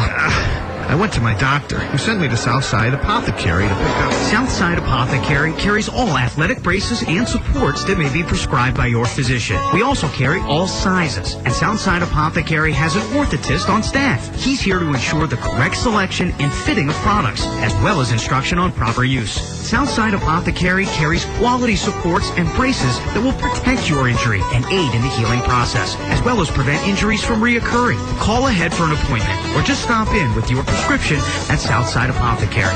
We offer you the support you need. We're at 1815 South Clinton in Brighton, across from McQuaid, or call us at 271-7141. Southside Apothecary. Back once again at Swangard Stadium in Vancouver, as the Raging Rhinos and the Vancouver Whitecaps meeting for the first time this season, the first of two meetings this year, as they will play one game in Rochester also. And it is scoreless through the first half of play, so not a whole lot to talk about as far as the scoring is concerned in that first half. Nobody scoring. The teams did have some scoring chances, some opportunities, but neither team was able to capitalize. Unofficially, I had the Vancouver Whitecaps with 7 shots and the Rhinos with 6. And again, unofficially, 7 shots for Vancouver and 6 for the Rhinos. Corner kicks, 2 for the Whitecaps, and the Rhinos did not have a corner in that first half of play, so 2 corner kicks for Vancouver and none for the Rhinos. Offsides, Rochester offside twice, and Vancouver 1 time. Again, 2 offsides against the Rhinos and 1 against the Whitecaps. So that is the unofficial stats for the first half of play. That's all of the statistics that I had in that first half of play. As we here at Swangard Stadium in Vancouver. And again, this being the first of 2 meetings this year between the 2 teams. And Vancouver will be playing in Rochester on August the 4th. Thank you very much. I do have some official stats now from the scorekeeper, and close. Vancouver 6 shots, and Rochester had 5. 6 shots for Vancouver, 5 for the Rhinos. In saves, Scott Dallow of the Rhinos had 3 saves. At the other end, Chris Franks of the Whitecaps had 1. So Dallow with 3 saves, and Franks had 1. Fouls, 10 against the Rhinos and 7 against the Whitecaps. So the Rhinos had 10 fouls, and Vancouver with 7. 3 offsides against Rochester and 2 against Vancouver. And then corner kicks, Vancouver had 2, and Rochester had none. Couple of cautions in the 30th minute. Clark of the Whitecaps received the yellow. That in the 30th minute. And then the 34th minute, Perry of the Rhinos coming up with the yellow card, the caution. So 2 cautions issued in that first half of play. All right, so that's where we're at the end of a half. Here in Vancouver, still scoreless between the Rhinos and the Whitecaps. And this is Raging Rhino Soccer on Fickle 93.3 FM. You know, Arnie, I really admire you. Governor of California, beautiful wife. Well, let me tell you something, Bill. In America, you can have it all. Yeah, well, you've got it all, and me, I can't even trade in my old car. Bill, stop being a girly man and go to Marina Dodge. They'll pay off your current vehicle, no matter how much it is that you owe. Guaranteed. Go! Do it now! This week at Marina Dodge, when you make a deal, we'll pay off your current vehicle no matter how much you owe, even if it's a lease, and get you into the new Dodge of your dream. New 05 Dodge Durango and Ram Quad Cabs, $9,000 off MSRP. Choose from our massive inventory of Dodge cars, trucks, and vans. Plus, when you make a deal, we'll pay off your current vehicle no matter how much you owe. Guaranteed. Ooh-wee, that is sweeter than Hillary being out of town for the weekend. Only at Marina Dodge. 943 Ridge Road between 5 Mile Line and Hard Road in Webster. Call 866-YES-7774 now. Several available of this offer to qualified buyers plus tax, title, and plate fees. All rebates to dealer. Offers not valid in combination. Wouldn't it be great if every tool you bought were covered by a lifetime warranty? Chase Pitkin includes one at no charge with every tool purchase. If you're not completely satisfied, return any tool with your receipt and we'll repair it, replace it, or refund your money. And you'll find we carry a huge selection of tools from the best names. DeWalt, Porter Cable, Bosch, Delta, Stanley, and more. All at great prices. The lifetime tool warranty, only from Chase Pitkin.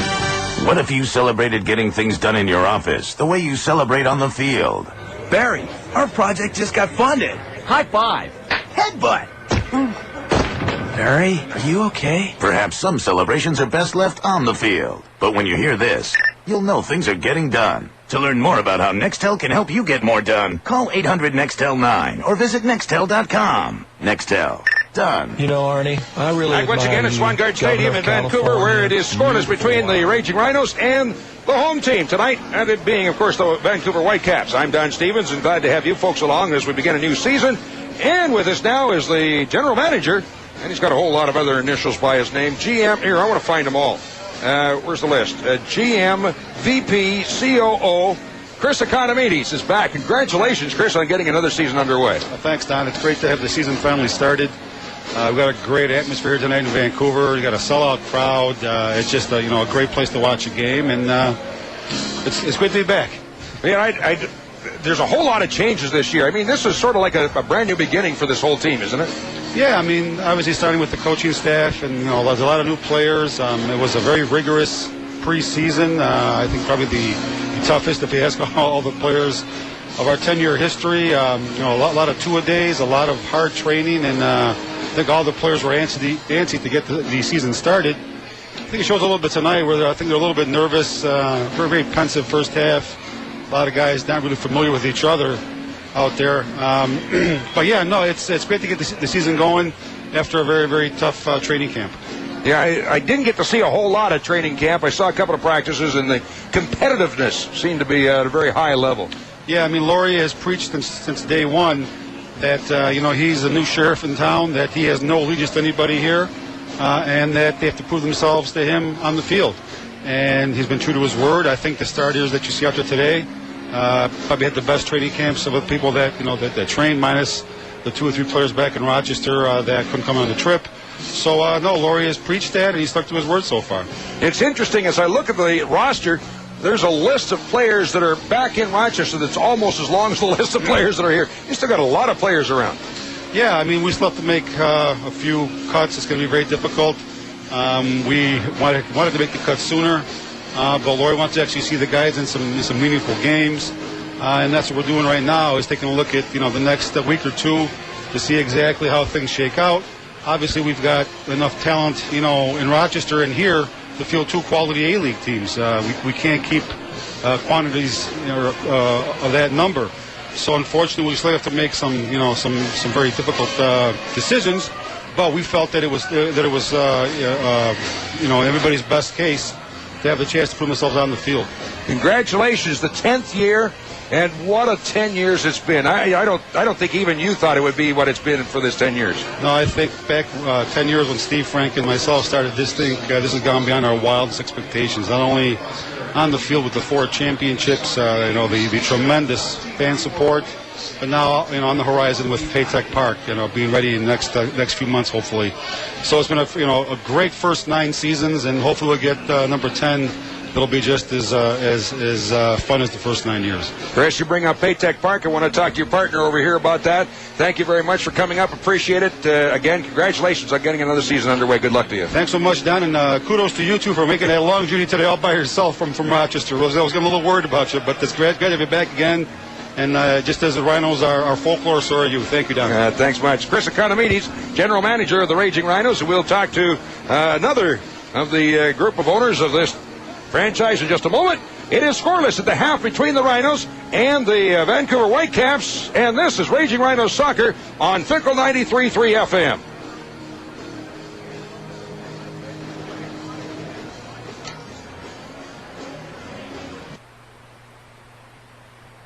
You know, Arnie, I really admire you. Governor of California, beautiful wife. Well, let me tell you something, Bill. In America, you can have it all. Yeah, well, you've got it all. And me, I can't even trade in my old car. Bill, stop being a girly man and go to Marina Dodge. They'll pay off your current vehicle, no matter how much it is that you owe. Guaranteed. Go. Do it now. This week at Marina Dodge, when you make a deal, we'll pay off your current vehicle no matter how much you owe, even if it's a lease, and get you into the new Dodge of your dreams. New 05 Dodge Durangos and Ram Quadcast, $9,000 off MSRP. Choose from our massive inventory of Dodge cars, trucks, and vans. Plus, when you make a deal, we'll pay off your current vehicle no matter how much you owe. Guaranteed.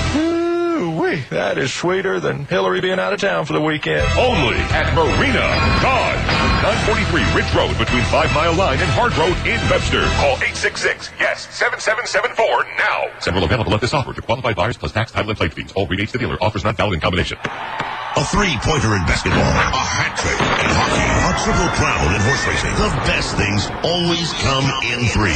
Well, through Saturday, Auto Depot USA, 3-time consecutive Rochester Choice Award winner, will triple your down payment or trade-in allowance. Shop Rochester's best selection of late model, low mileage, quality pre-owned cars, trucks, vans, and SUVs. And right now, if you put $500 down, Auto Depot USA will make it $1,500. Or if you have a vehicle worth $500, Auto Depot will make it worth $1,500. Plus, every vehicle from Auto Depot USA is backed by our 3-day, 500-mile, no questions asked money-back guarantee. So what are you waiting for? This Saturday, score big at Auto Depot USA, where we'll triple your down payment or trade-in allowance. Call 663-2233 or get to 800 West Ridge Road between Dewey and Mount Reed in Rochester. Auto Depot USA. Unbeatable prices. Unbeatable reputation. Triple your down or trade-in up to $500 with approved credit. CD limited. Here once again at Swangard Stadium in Vancouver, scoreless between the Rhinos and the Whitecaps. And we're joined now by the CEO of the Rhinos, and that being Steve Donner, who also made the long trek out to the West Coast. And same goes to you, Steve. Congratulations on getting, if you can believe it, the 10th year of this franchise underway already. Wait a minute. Okay, now. Oh, my gosh. No, I can't believe it's been 10 years so quickly. And as Chris said, when we had such great visions for the franchise, but none of us could have envisioned really what we've accomplished and what the Rhinos have become these past 9 going on 10 years. Well, what's coming up in the very near future is probably one of the biggest days in your life, and that would be the opening of Paytech Park. And we want to find out what's the latest. What's going on there? Well, I'll tell you, Paytech Park on a daily basis just continues to take a more and more impressive look. We've got just about, I'd say, 2/3 of the lower bowl of the steel in place right now. They've got seating going in on the Broad Street side, actually the Oak Street side of the facility, in a really neat pattern of green and gold. And every step of the way, every beam that goes up, it's just looking more and more impressive and exciting each and every single day. I feel like I'm building a huge house. I'm out there 5 times a day, So you're watching it very closely, are you? Extremely closely. It's like your little baby, huh? Oh, no, nothing gets by me. The guys on the site think I'm from OSHA looking for violations. I'm out there with binoculars and and my camera and everything else. So it's been a really exciting experience. You only do this once. Hopefully, so we're hoping to do it right. When will the whole bowl be enclosed? Well, I think we've got a shot to get the entire bowl enclosed within the next week to 10 days. Wow. You know, what they're doing now is they've gone halfway down on the Broad Street side, and they're now working on the upper deck, and they're going to have to make a call. They may actually put in the lower and upper deck halfway down, and then finish both sides of the other end in the next 10 days. So they're right about that point, they have to make that decision. So if you go down Broad Street today, you know, you see steel beams going about 60 feet in the air, which are going to be our upper deck eventually. So it's extremely impressive. Now, people can actually drive on some of the streets around it and see part of it, right? They sure can. You can go right down Broad Street in between Lyle Avenue and Smith Street, and there's little turning lanes. You can actually pull the car right over and stop and look. And that's what I do every day, quite honestly. And so it's beautiful. The design is beautiful. You know, the site is spacious. I think the fans are going to be shocked, you know, when they come on site and just see what an expansive site we have in downtown Rochester. And it's going to be extremely intimidating for the visiting team to come into this facility. You can see it already. All right, Steve, unfortunately, we're out of time. We'll get an update from you very soon, all right? Right down. Let's hope you have a great second half here in a beautiful setting in Vancouver. All right. Steve Donner, thank you very much, the CEO of the Rhinos, and also, of course, Chris Economides. Thanks, gentlemen, for coming up. Appreciate it as we are about to get underway with the second half here from Vancouver. It is scoreless between the Rhinos and the Whitecaps. And this is Raging Rhino Soccer on Fickle 93.3 FM. You know, Arnie, I really admire you. Governor of California, beautiful wife. But let me tell you something, Bill. In America, you can have it all. Yeah, well, you've got it all. And me, I can't even trade in my old car. Bill, stop being a girly man and go to Marina Dodge. They'll pay off your current vehicle no matter how much it is that you owe. Guaranteed. Go. Do it now. This week at Marina Dodge, when you make a deal, we'll pay off your current vehicle no matter how much you owe, even if it's a lease, and get you into the new Dodge of your dreams. New 05 Dodge Durangos and Ram Quadcabs, $9,000 off MSRP. Choose from our massive inventory of Dodge cars, trucks, and vans. Plus, when you make a deal, we'll pay off your current vehicle no matter how much you owe. Guaranteed. Ooh-wee, that is sweeter than Hillary being out of town for the weekend. Only at Marina Dodge. 943 Ridge Road between 5 Mile Line and Hard Road in Webster. Call 866-YES-7774 now. Several available at this offer to qualified buyers plus tax, title, and plate fees. All predates the dealer. Offers not valid. About to get underway in the second half. Here is the Swangard Stadium in Vancouver. As the Rhinos and the Whitecaps go at it. And the Rhinos now shoot at the net to my right. Got Dallow in goal to my left. And here we go with the second half of play. A ball is taken by the Whitecaps. Try and check through and see if there's any substitutions. At this point, I don't see any as the ball played into Rhino territory and off of the near wing. But a foul is called, and the ball will be for the restart for the Whitecaps back near midfield. And they said some substitution, but I didn't pick up on it as the public address announcement. As the ball now is cleared into Rhino territory along the near wing. That's a cross by Nash in front, but headed off on the backside, and that rolls out over the end line. See a whole host of Rhinos players up and warming up along the near sideline. Should give you the list of players actually that are on the trip with us. Of course, you know the starters also along as substitutes tonight. Dusty Hudak, the goalkeeper, Billy Sedgwick, John Wilson, Johnny Steele, Ian Polarski, Patrick Berry, and Ian Fuller are the available subs here for the Rhinos tonight. Dallow with the goal kick now drives it out through midfield. That coming down at the Vancouver 35, and then a foul is being called on Steele, who is into the match. Steele is in here in the second half for the Rhinos. And try and pick up on who. I think maybe it's Sean Shakiris. Looks like Steele is in the midfield to the outside on the left. So that would be Shakiris who is out, and the ball now flighted down into the Rhino 18 is headed aside. Nash moving in. That shot blocked away by Mladenoff, rolling near the end line, and Dallow out to grab it on the second hop, comes up with the ball. So Shakiris coming out of the second half. And trying to pick up if there's any other substitutions for the Rhinos. I don't see any at this point. Back for it, Sanfilippo heads it into the center circle, and Schweitzer will backheel it through midfield. Off in the far wing and played across midfield into Rhino territory. Blocked aside again. Schweitzer to the outside. And now a feed forward to Miller. Tripped up and taken down hard. A tackle from Dasovic, who draws the yellow card. Miller gets up, hobbling a little bit on that left leg, but runs away. He's all right. He'll run it off, but he got his legs taken off from underneath him pretty hard by Dasovic. Here in the 48th minute. Second caution of the night to the Whitecaps. So, free kick for the Rhinos, 40 yards out off the left wing side. Ball is set. As the kick will be taken by Schweitzer with the right foot, or make that Pato plays it all the way to the outside on the right wing for Bansu. Takes a look toward the 18, kicked away by Nash, but out of bounds. Throw in on the near side for the Rhinos. This will be from 20 yards out, and looks like Perry coming across. He evidently is the designated throw-in artist when the ball gets down into playable territory near the 18. Backs up. Has that low line drive throw-in. And takes it again off the left wing side into the box. And up they go for the header. The ball knocked down, but booted high in the air. And out of the box all the way back to near midfield. In underneath it to settle the ball is Aguilera. Pato, long kick up on the right side, but sneaking through, and that out over the end line is out of play. So a goal kick for the Whitecaps. Don't forget about the home opener next Saturday, as the Rhinos will be hosting the Puerto Rico Islanders. The home opener next Saturday night at Frontier Field. First 10,000 receive a Rhinos magnetic schedule courtesy of Salvatore's Pizza. And arrive by 6:30 for a special surprise. And there's fireworks after the game. Don't miss it. Next Saturday night at Frontier Field. Ball chipped out through midfield. And into Rhino territory, knocked down to the midfield line, and then it is pounded out of bounds. Bansu comes up hobbling, got stepped on. But it's all right, he'll walk it off. Throw in on the near side of the field. As Perry approaching the midfield line for the throw-in. Delivers to Miller off the chest, Mladenov touching it, but that off the outside of his foot and out of bounds. So a throw-in on the near side for the Whitecaps from their own 30. Throw-in to be taken by Kindle. Looks around from side to side. Goes high to Nash. And the ball played out on the near wing is knocked away by Schweitzer. Off on the far side, recovered by Sanfilippo.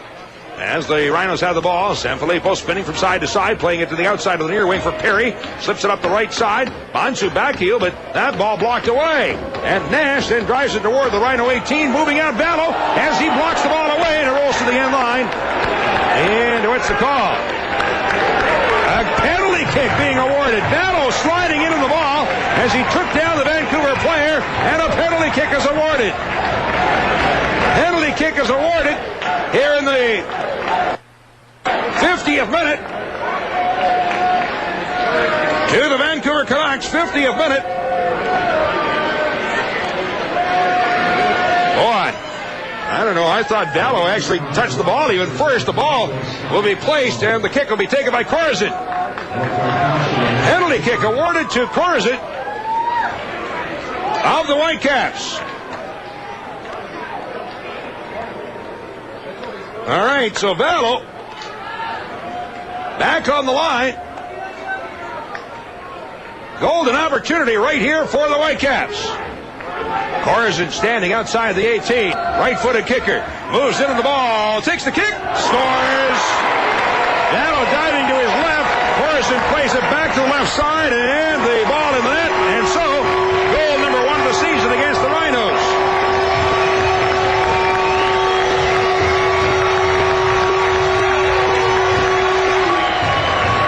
Vancouver scoring on the PK.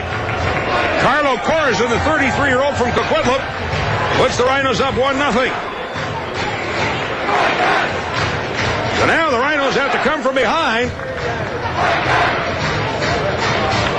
All right, here we go again. Scorer number 19, Carlo Corazon. Corazon getting the PK.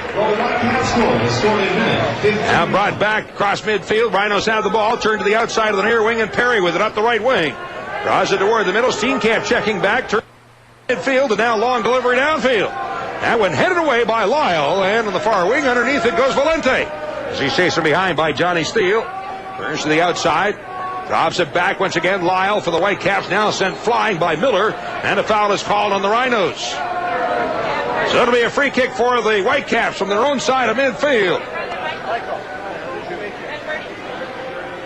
As the ball will be placed. Rolled off into the center circle and turned to the outside up the left wing across midfield.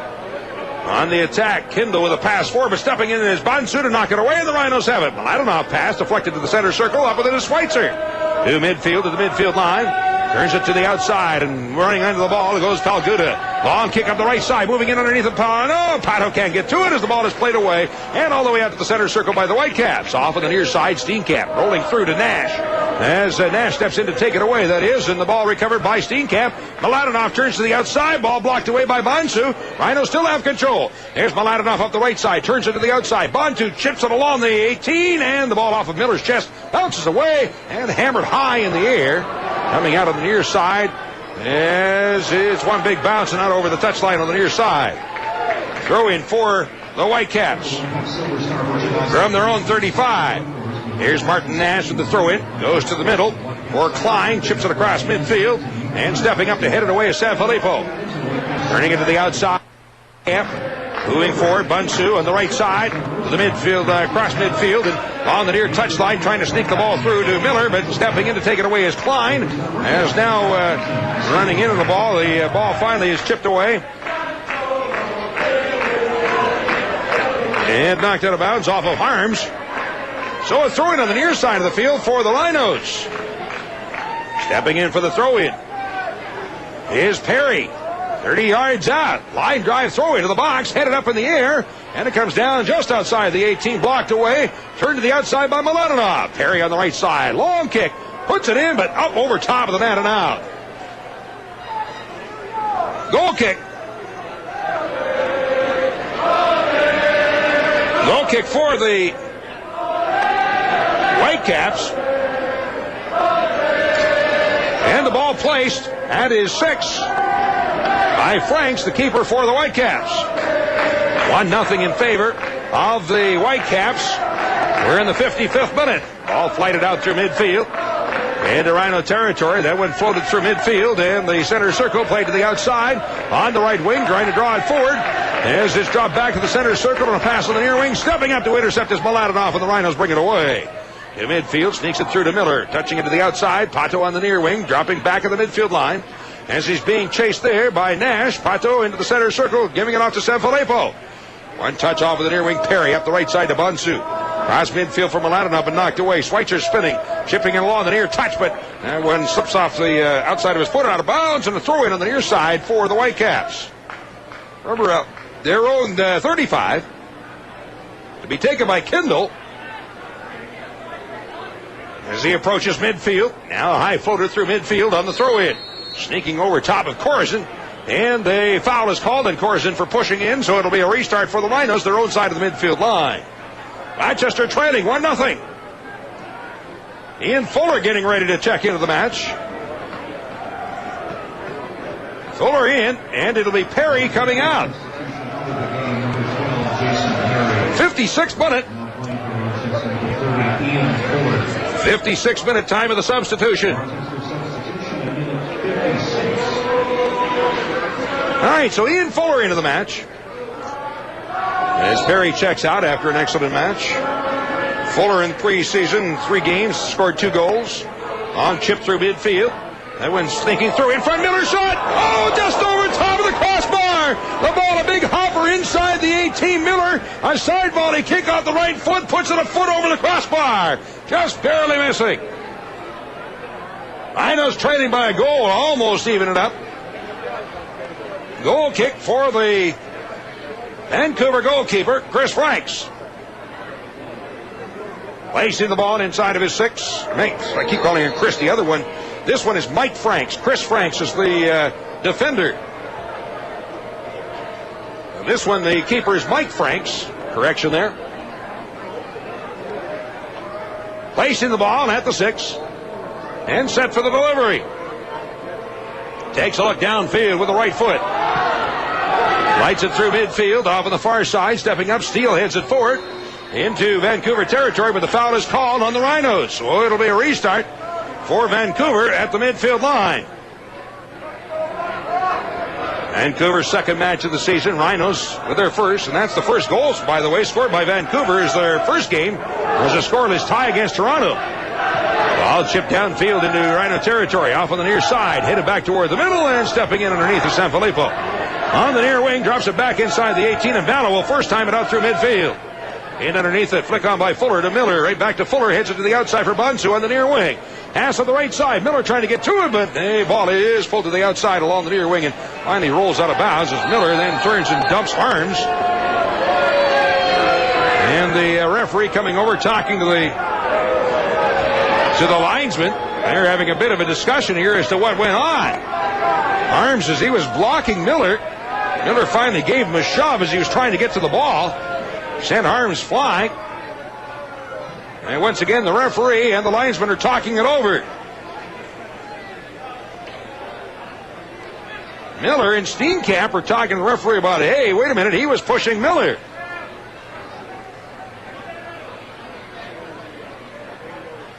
Fuller comes over, picks up the ball, and he tried to give it to Kindle. It's going to be a caution issued to Doug Miller. The yellow flag to Miller, the yellow card to Miller. In the 59th minute. Second caution of the night to the Rhinos. So a restart for the Whitecaps. Throw in actually off the near side of the field. From around the Vancouver 15. And the throw in to be taken by Nash. Long run and a big throw in out to midfield. Headed away in the middle, up with the Bonsu on the right side. Fuller, one touch back to Steenkamp in the center circle for Ponto. Drops it off there. Steenkamp's pass, but that's knocked down. And a handball from Valente, so a free kick for the Rhinos in the center circle.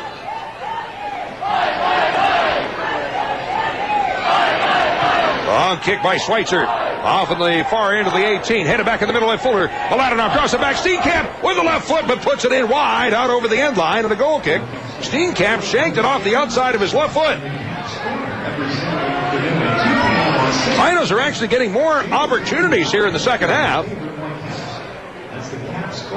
And so far, he got to hit the net at some point. 1-0 lead for the Whitecaps, having scored in the 50th minute on a penalty kick.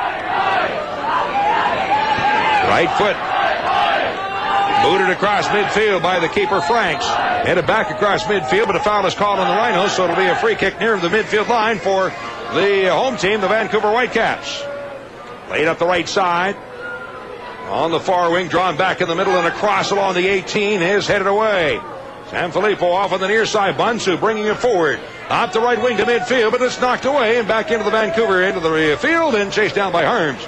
Drops it back inside of the 18 and first time to cross midfield by the keeper Franks.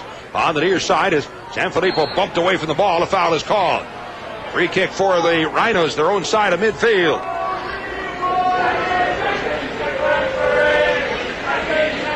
Looks like it'll be Schweitzer to take the kick.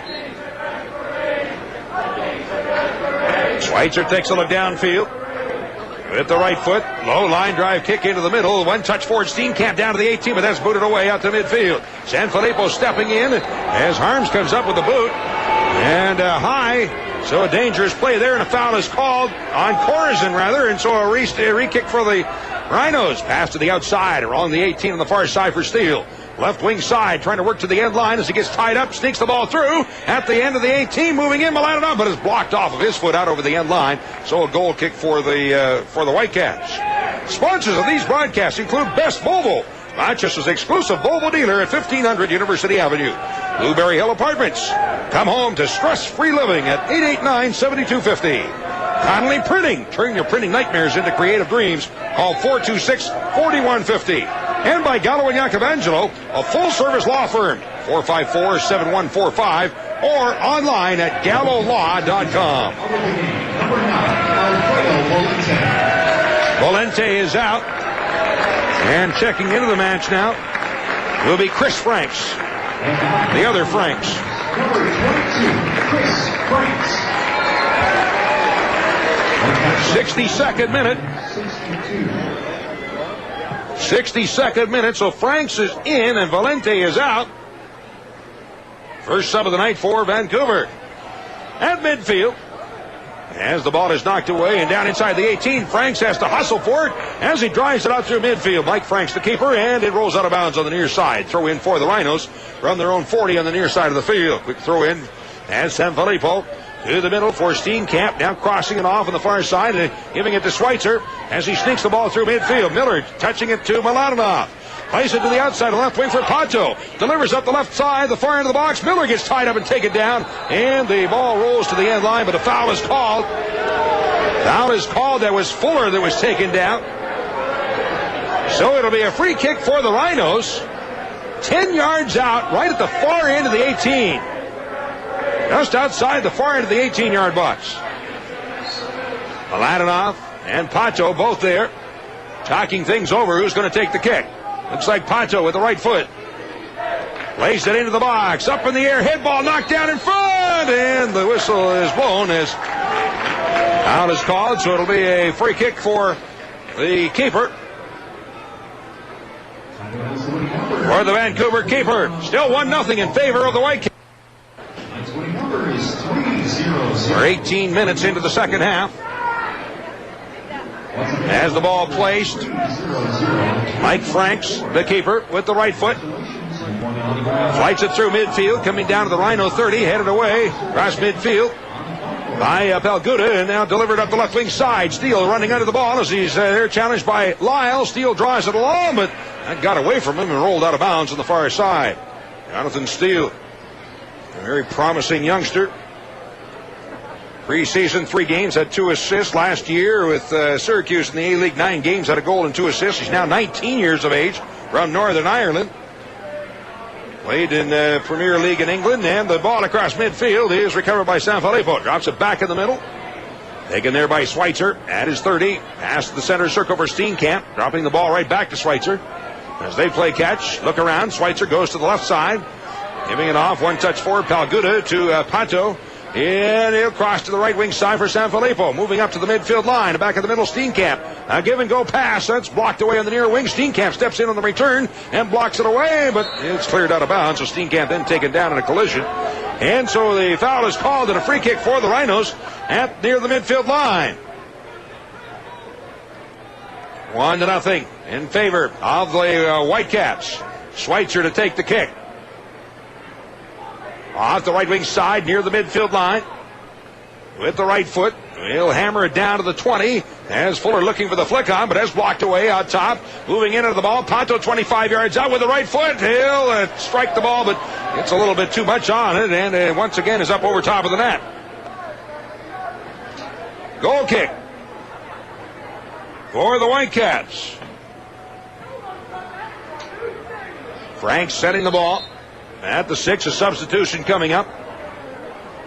And for the Whitecaps coming out here in the 66th minute, Korzen is out. 66th minute, Korzen is out. And Jurtson is in.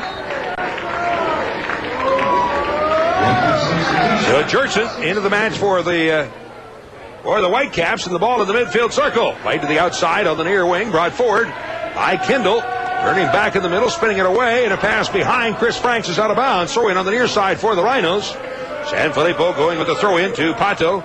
Turns it to the outside again. Sanfilippo drawing it along his 30, plays it all the way back to his keeper, Vallo. Scott Vallo off on the left side. Pass outside the 18, but dropped back into the middle for Schweitzer. Looks to the right as he sneaks it by Chris Franks and a pass on the near side to Sanfilippo as he's challenged there. And the ball is played back to the keeper, and Vallo will first time it into the center circle. Flick on by Fuller, ahead for Miller. Turns it to the outside, and Pato. High chip coming down inside the 18, but no help there. That floats all the way down to the 6 where it's grabbed by the keeper. So the Vancouver keeper with the ball. Rolls it ahead. Long delivery through midfield into Rhino territory, coming down to the 35 and headed back through the midfield circle. Fuller, flick on, but that's knocked away. Offside flag is in the air, and nevertheless, flag still up as play goes on. Rhinos have it. Pass on the near side, stepping up at midfield, and finally the referee sees the flag and blows the whistle. So offside against the Rhinos. Substitution for the Rhinos. As Sanfilippo is out and Ian Polarski is in. 67th minute. Pilarski is in, and Sanfilippo is out. All right, delivery down into the left wing side, deep in the near corner. Trying to bring it out in front. Jordan tied up, and Pilarski away with the ball, but pass blocked out of bounds. Throw in for the Rhinos. From their own 25 on the near side, long throw in by Bansu out to near midfield, and the ball knocked down, and Fuller took it across the back of the head. Out of bounds, another throw in for the Rhinos at the midfield line. There's the throw in. Aguilera away with the ball, gets a tug on the jersey, but gets away. Then he's taken down, and a foul is called. And a restart for the Rhinos, 45 yards out. A little bit to the right of center. Ball placed, Mladenov looking for a hurry-up restart. Goes long up the right side to Pilarski. Ball bounced away off his foot, then kicked out of bounds by the Whitecaps. Throw it on the near side for the Rhinos from the Vancouver 30 on the near side. Bansu up for the throw-in. Benoit Bansu. There's the throw-in along the 18. Miller with the head knocks it down for Mladenov as he gets tied up, comes loose, and stepping in to help out is Palguda. Up the right side to Pilarski, checking back for the ball, turns it to the outside up the right wing. Trying to break to the end line, a slide tackle of the ball. Pilarski goes flying, and the ball is knocked out of bounds. Throw-in on the near side for the Rhinos, and this will be from 15 yards out of the near side of the field. Moving up for the throw-in is Bansu. He'll take a look toward the middle. No, he's going to leave it there for Doug Miller, who comes over for the throw-in. Here's Miller's throw-in. Goes low and headed away out of the box on the near side. Chasing back for it goes Mladenov. Rhinos trailing 1-0 as the Whitecaps scored on a penalty kick in the 50th minute. Pass of the near wing, sneaks away and out of bounds, and a throw-in for the Whitecaps.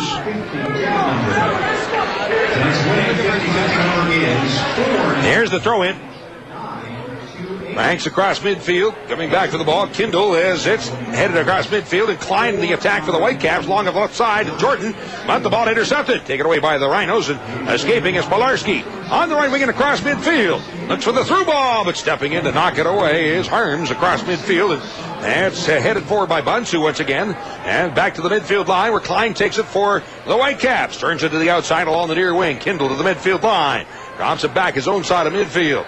Right along the near wing, then blocked across midfield, but stepping in to intercept is that's Pilarski to take the ball away. Gives it out to Steenkamp through the center circle.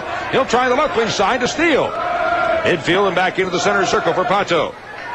Turning around, drops it off for Steenkamp. Turns to get away, feeds the far wing.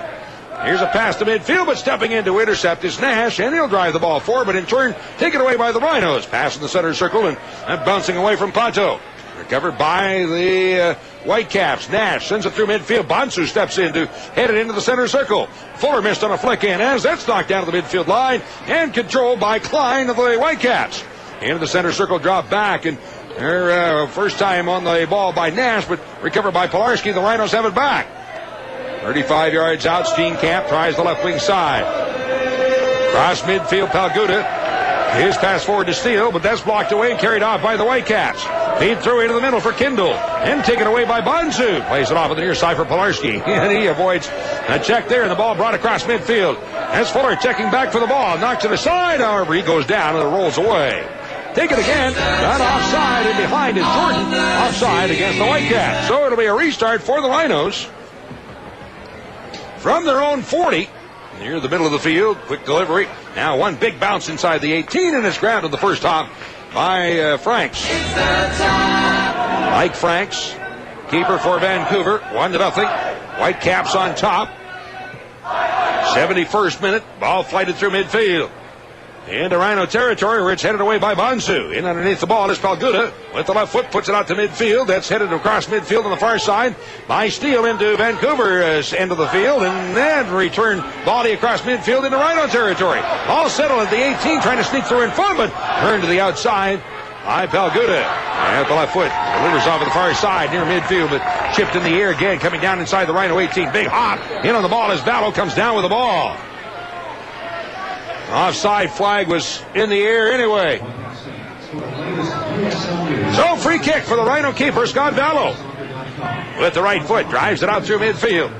And into Vancouver territory, and it's off the back heel of Steele, but into the stand. So a throw in for the Whitecaps. Dropping it back at the midfield line and chipped down into Rhino territory. Underneath of Pilarski. Nods it off on the near side across midfield, but stepping in to push it across midfield into Rhino territory is Chris Franks along the near wing as he goes to the corner. Looking for the cross in front. Goes to the backdoor side and battle up in the air. Comes down with the ball once again. Throws it off at the far side. Ahead for Steele. Rhinos on the attack. Cross midfield. Ball tipped away and recovered. Dasovic will then bang it in the air and across midfield into Rhino territory. Taken on the right wing side by Nash. His pass up the wing. After Jertson looking for a pass toward the middle. As they tie up and go down along the Rhino 18. And a foul is called on the Rhinos. So a free kick for the Whitecaps. Far into the 18-yard box. Almost at the corner. Dangerous spot right here. 1-0 in favor of the Whitecaps. And the kick will be taken by Martin Nash, the former Rhino. Nash backs up, taking his time. Wall is set, three-man wall. Just outside the 6 for the Rhinos. Here's Nash, serves it up, and off the right foot of Schweitzer comes out the near wing as they chase the ball into the corner. Ball knocked down. The end line, knocked out over the end line, and then it is kicked out to midfield. Chris Franks in underneath it. High chip shot down into the Rhino box and grabbed off his 6 by Vallo. Takes the floater and holds on and now brings the ball away. Vallo rolls it outside of his 18 to Schweitzer. Rhinos need a goal here, trailing by a goal. And a pass ahead. The midfield is knocked back once again. There it's recovered by Schweitzer and tips it out through midfield. Underneath it, dumped from behind is Fuller, so a foul is called, and it'll be a free kick for the Rhinos, 40 yards out. A little bit to the left of center. 74th minute. So time becoming a factor here for the Rhinos as they need a goal. This is the season opener. And the only trip of the year for the Rhinos out to the west, or I should say the West Coast. That's not correct either. They still go to Portland and Seattle, but the only trip here to Vancouver. Flick on, head ball in by Fuller and grabbed in one hop by the keeper. Franks drops the ball at his 18. Drives it out through midfield into Rhino territory. Stepping up, headed by Pelguda back through midfield, and that's flicked on by Miller, but played to the outside. Whitecaps have the ball again. Lyle on the right side. Pass through midfield into Rhino territory. Here's a feed into the middle, 35 yards out. As the ball passes on the near wing, is tipped away off the foot of Pilarski and rolls down to the near corner. Kindle looking for a cross, but off of Pilarski out of bounds. This will be a corner kick now for the Whitecaps. Corner off the left wing side. Nash coming across the field to take the kick. 75th minute here in Vancouver. Whitecaps with a tie so far in the season for 1 point. Here's the service for the back post. Punched away on top and it rolls up on top of the net. Now tried to punch her away. Somebody got the hand on it, but it deflected up over top of the crossbar. Comes down on top of the net. That was just inches away. Oh, so close. Goal kick for Vallo. With the right foot. Drives it out through the center circle. Headed back into Rhino territory by Klein, and then nodded forward, but in behind is Jordan handed offside against the Whitecaps. Ball placed. Rhinos 35. Schweitzer turns it to the outside of the near wing for Bonsu. As he looks downfield and a pass toward the middle for Steenkamp. Draws it across the midfield line. Steenkamp crossing to the outside of the left wing and running onto the ball is Pelguda. Up the wing for Steele. Turning in after the ball. Sneaks it through. A give and go to Fuller. Back to Steele. Spins around and taken down. No call. Yes, there is a call made finally. Whistle blows and a foul. And the free kick for the Rhinos. 30 yards out. Left of center.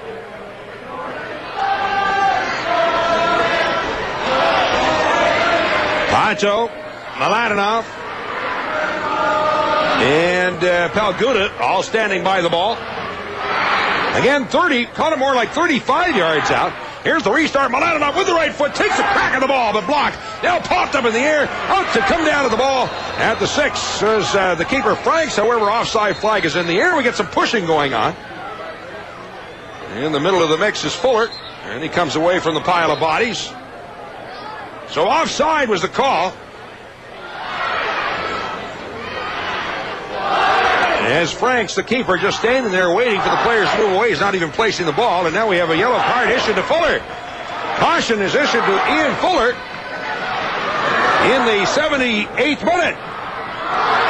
That's 3 yellows on the night to the Rhinos. Ball placed 15 yards out.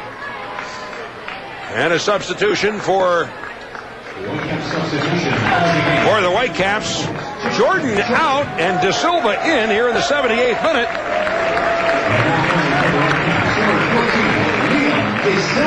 De Silva is in. And Jordan, the forward, is out. All right, so there's the substitution, and that is 3 subs on the night for Vancouver. Rhinos have made 3. Cross midfield, headed back through midfield, and this one will be out of bounds on the far side. So it'll be a throw-in at the midfield line for the Whitecaps. Season opener, the season home opener for the Rhinos next Saturday night at Frontier Field against the Puerto Rico Islanders. Come on out. Let's put a big crowd in the stands next Saturday night. A whole bunch of stuff going on. First 10,000 receive the Rhinos' magnetic schedule this year. Schweitzer playing the ball back inside the 18 to his keeper, pushing it 1 forward. 1 touch to Steenkamp, dropping it back for Schweitzer. Also fireworks after the game. A whole bunch of stuff going on next Saturday night as the Rhinos open the home season against Puerto Rico. Kick through midfield off on the near side. Pilarski turning back, won't get to it. Skips out of bounds, and so a throw in for the Whitecaps from their own 40 on the near side of the field. Lone goal in the match scored by the Whitecaps on a penalty kick in the 50th minute. And so it's a 1-0 lead for Vancouver. Ball blocked away out of bounds off of Pilarski. Throw in for the Whitecaps at the Rochester 30 on the near side. And they'll wait. Now as Chris Franks moves up to take the throw in. Just over 10 minutes to go here in this one. As the ball blocked away, coming down to the corner and out of bounds once again. And that off of Bunsu. So another throw in for the Vancouver Whitecaps deep in the corner. Throw in up the left wing side of the corner. Double teamed there. The ball tipped away on the near side, and away with it is Chris Franks. Cross along the 18, but stepping in, headed away by Steele, and out to near midfield on the far side. Moving into the ball for the Whitecaps. Pass up the right wing. As they take a look back toward the middle along the 18. That's chipped down in front for the backdoor side, headed back in on goal, and dotted away by Bonsu.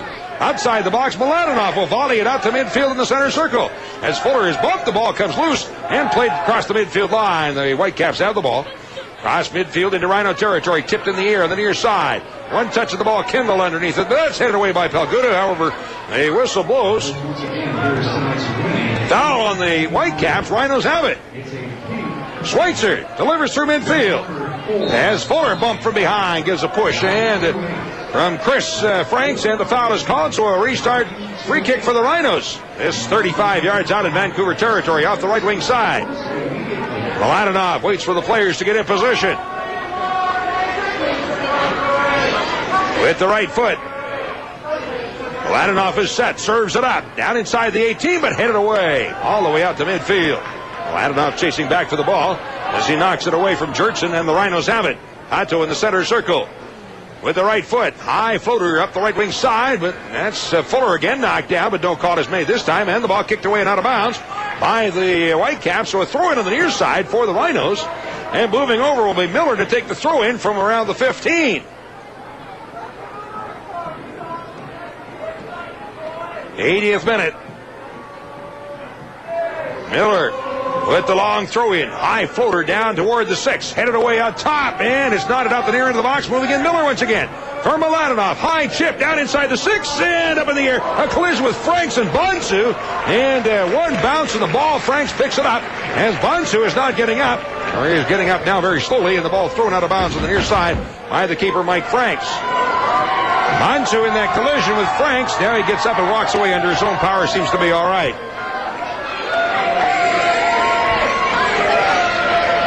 81st minute here at Swangard Stadium. And a 1-0 lead for the Vancouver Whitecaps. Ball was down into the corner. It'll be a throw-in on the near side for the Whitecaps.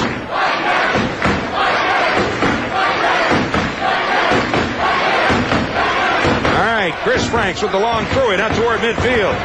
Floats over Pacho. Bansu still in the pitch. Gets to it. Knocks it ahead for Miller. Ball taken back and recovered now. The Rhinos have it. Reflected over the far side. Pacho on the left wing turns to get away from Dozovic. Out the left wing and a pass down to the 18. Fuller knocks it back in the middle. Pacho crossing along the 18 on the near side. Moving up Pilarski, but can't get up in the air high enough for the ball. That one floating through and out over the end line. Goal kick. Fuller trying to get the ball boy to throw the ball in. Wants to place the ball to the 6 so he can get a quick start here. Of course, Vancouver very happy with wasting as much time as they can and watching the clock run down. Ball placed to the 6. Mike Franks, the keeper for the Whitecaps, just standing there. Another substitution is John Wilson now into the match for the Rhinos. And Mladenov is out here in the 83rd minute. So Wilson is in. Mladenov is out. And the ball across midfield comes out on the near side, and after it goes Pilarski up the right wing. Drawing it, and the ball rolls away and out of bounds. Couldn't get to it. So a throw-in for the Whitecaps. On the near side of the field from their own 15. Chris Franks to take the throw-in. Long up the left wing side, headed by Pilarski toward the middle, in underneath it Fuller. As he tried to turn with the ball, but couldn't get away. It's blocked away out top and passed in the middle. Pato tips it off at the far wing. Underneath it goes Steele. On him is Lyle as they get tied up along the far touchline. The ball knocked away and carried off, and now a foul is called as Steele gives Lyle a push and draws the yellow card.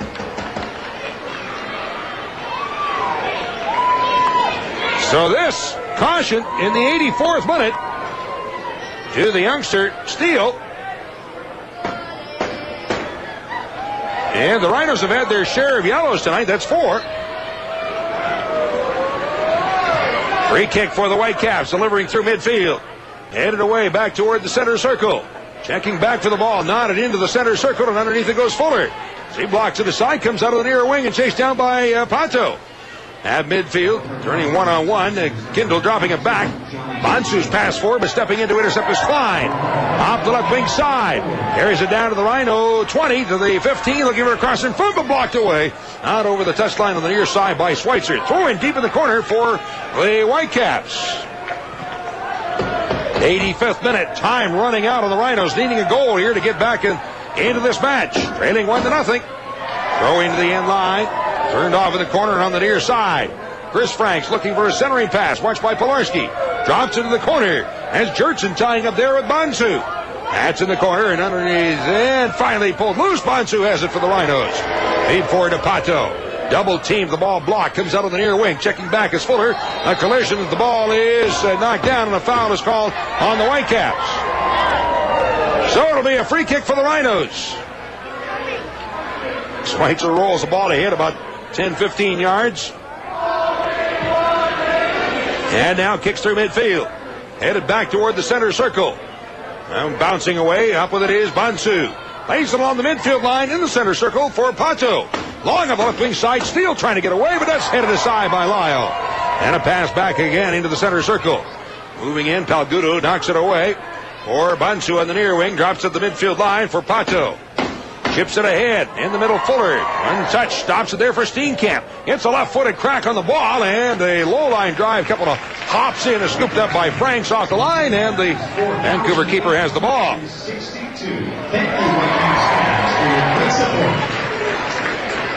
Ball flighted through midfield. Headed toward the outside along the midfield line. And popped up in the air underneath of Pilarski. Heads it across the midfield line. However, stepping in is Franks for the Whitecaps to bring it across midfield. Turn to the outside. Kindle sends it up the left wing, and now it's sneaking through. Chased back in his own territory by Schweitzer of the Rhinos. Pass forward to Pato. Long chip through midfield. As that is headed aside on the near wing and out of bounds. And a throw in for the Rhinos on the near side of the field. We're in the 87th minute. Time running very short here for the Rhinos. Played through the center circle. Stepping in under the ball is Palgudo. Pass forward. Alguda. Pass to the outside of the far wing. And the ball is kicked away back across midfield again. Rhinos getting to it. Across midfield, but that one is blocked aside and into toward the center circle. Whitecaps have the ball. Long delivery through midfield. Stepping back to take it away is John Wilson. The Rhinos have it.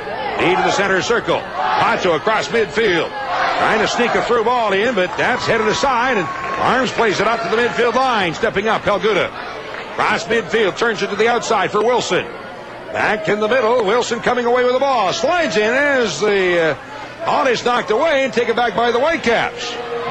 Long kick on the right side, but nobody there. The ball out of bounds. Into the stands, throwing on the far side for the Rhinos from their own 35 off the left wing side. 88th minute. All up the left wing. Cross midfield, blocked to the outside. It'll be a throw-in at midfield for the Rhinos. John Wilson for the throw-in. On the midfield line, we're just taken by the Rhinos and chip forward. Moving in, Steele under the ball. Blocked it with the chest, tried to settle at the feet, but it's blocked away, and a foul is called for Steele grabbing on. So the ball turned over to the Whitecaps for the restart. Dazovic taking his time. Floater through midfield, coming down to the Rhinos 20. That's headed away by Bonsu out toward midfield and nodded the other way. Into Rhino territory, popped up in the air. Bonsu knocks it down. Rolls out on the near side. Schweitzer knocks it away, but the Whitecaps have the ball. Carrying it to the end line is Kindle, and on him is Polarski for the Rhinos. That's deep in the near corner. As they tie up there, and another collision. That sends another Rhino player flying, and Kindle comes down on the pitch and grabbing onto his foot. Foul is called on the Whitecaps. Free kick for the Rhinos. Dallow way over to the corner to take the kick as we're now into the 89th minute. Dallow plays it in the middle and Schweitzer brings it away. Rhinos need a goal in a hurry, trailing 1-0. Kick through midfield. Flick on by Fuller, almost through, and the ball taken away, then dumped downfield. And back for it go the Rhinos once again. It'll roll out of bounds on the near side. Sedgwick quickly getting to it to give it to Vallow for the throw-in. Substitution, however, being caught. There's another time waster here for Vancouver. Coming into the match is Morris here in the 89th minute. And checking out is Nash. Number 7, Nash. So that's 4 substitutions for the Whitecaps. Nash is out. Morris is in. All right, for the Rhinos, here's the restart. Dallow floats it through midfield. That one headed forward, but blocked up in the air, and a foul is called anyway on Fuller, so a restart for Vancouver from their own 35.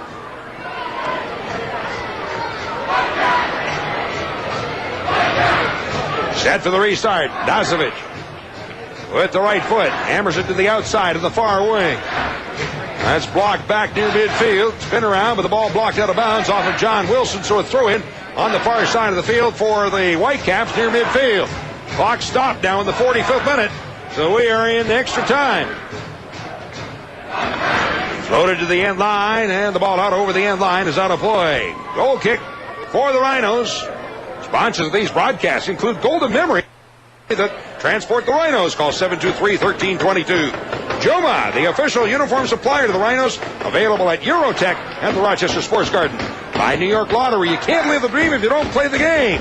Also by World Gym, the official strength training facility of the Rochester Sports Group at 1717 East Avenue.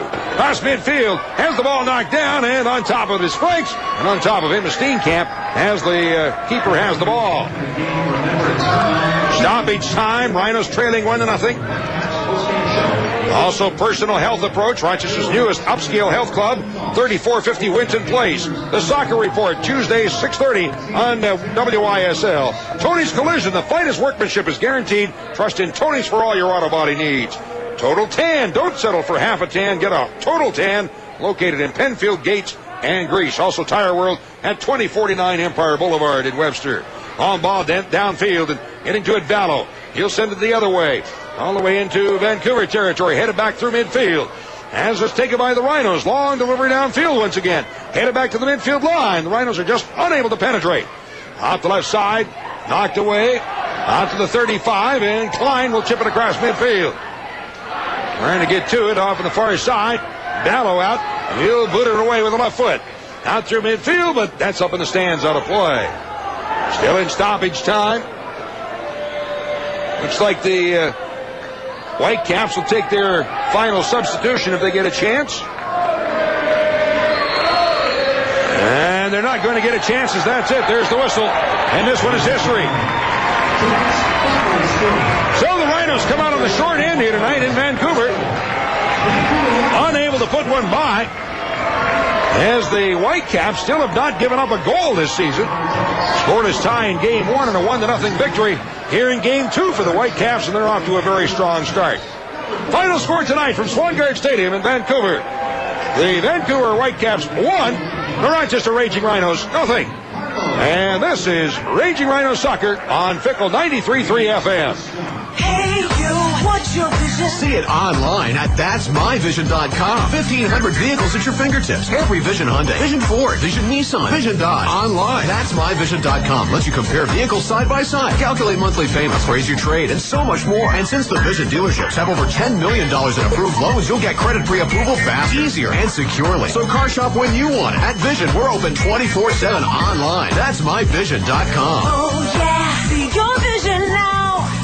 Harrow East Athletic Club offers everything. Several floors of fitness and unlimited use of their 25-yard pool, whirlpool, sauna, Pilates, yoga, strength training, and cycling classes. Indoor track, squash, and racquetball courts. Boxing, basketball, and volleyball leagues. Certified personal trainers, along with plenty of free parking. Bring in your Rochester Amerks or Nighthawks ticket stub and receive 3 months for only $100. The Harrow East Athletic Club, 400 Andrews Street. For more information, call 546-1000. 546-1000. So, Mom, did you get the Mother's Day game I sent you? Oh, it's so pretty with the flowers on the front. Now it looks like a cute little card. But it's a lottery game. I know. I didn't want to scratch it and ruin it, but your father told me you'd want me to. Good. I'm glad you did. And I won $300,000. What? You won all that money? Oh, I'm not getting any money.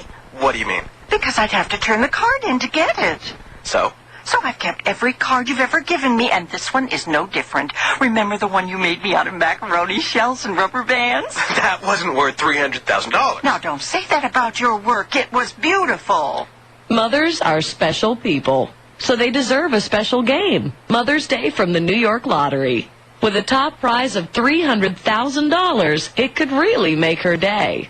I can't believe you're keeping it. I'm keeping the envelope, too. Mother's Day is May 8th. Give her the new Mother's Day instant game with a top prize of $300,000 from the New York Lottery. Each ticket purchase comes with a free envelope while supplies last. Here it's again at Swangard Stadium in Vancouver as the season opens up for the Raging Rhinos, and Rochester coming out short on a 1-0 score.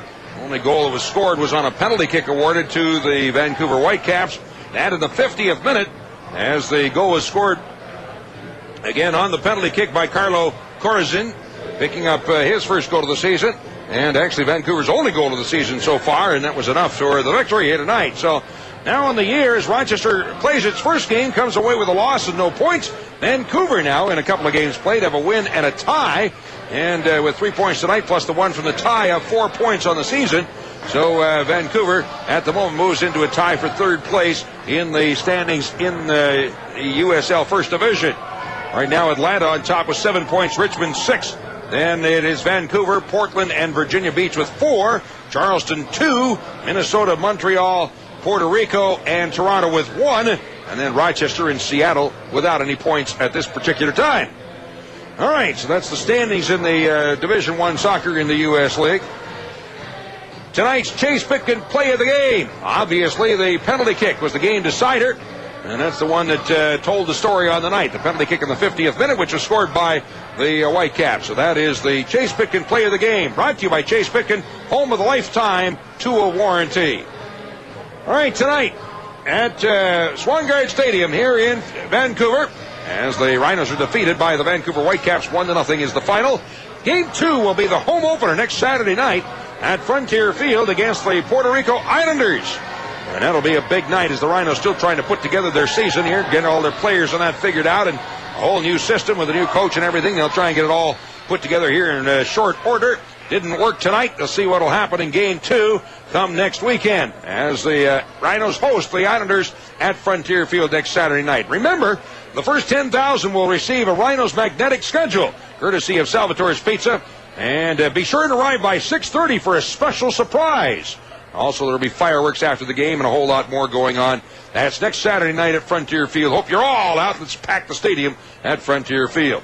That's going to wrap it up for my part for you tonight from Vancouver Swangard Stadium. Only trip of the season out here, and the Rhinos would certainly like to have had a better result. However, come up short on a 1-0 score.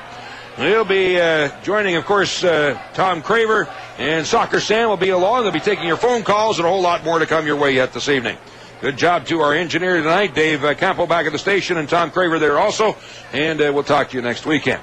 Final score from Swangard Stadium, the Vancouver Whitecaps 1 and the Rochester Raging Rhinos 0. I'm Don Stevens, and good evening to you.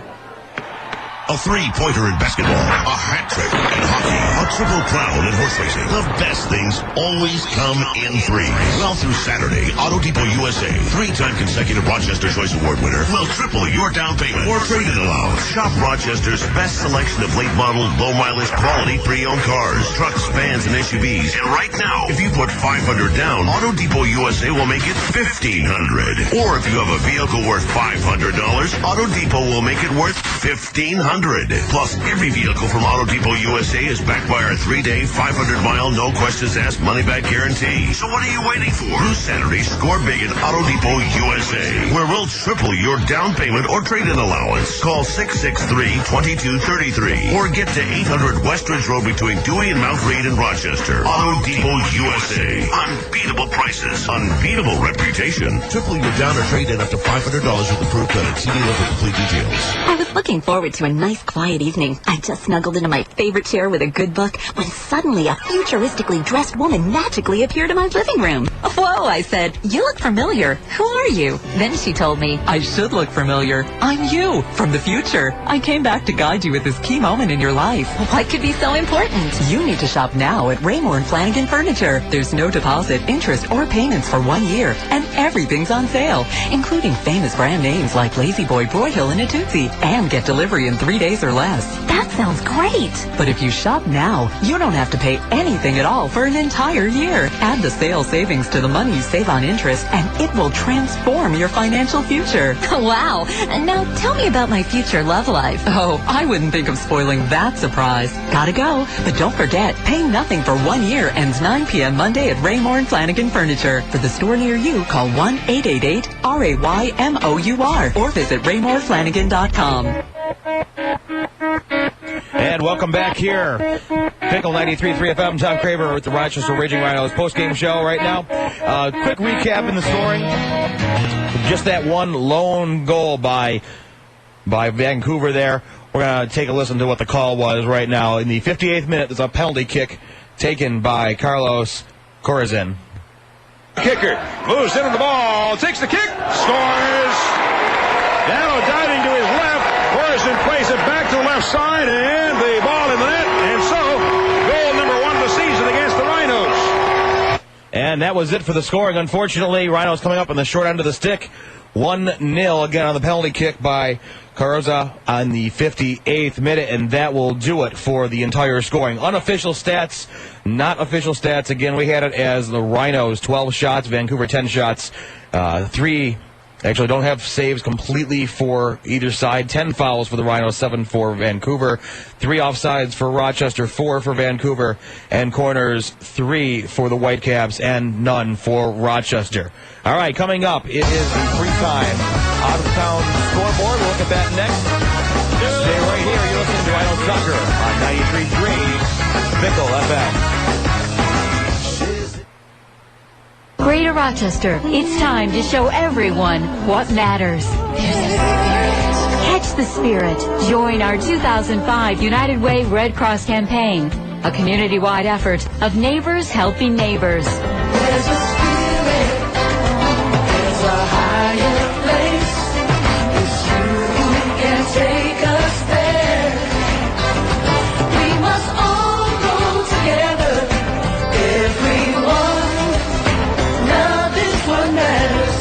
What matters is you. 100% of your donation to United Way goes directly to help people in need. Your gift helps people in our community build hope for tomorrow. To be part of the 2005 United Way Red Cross campaign, give it work. If you can't, call United Way of Greater Rochester or go online to uwrochester.org. It's what matters. What matters is you.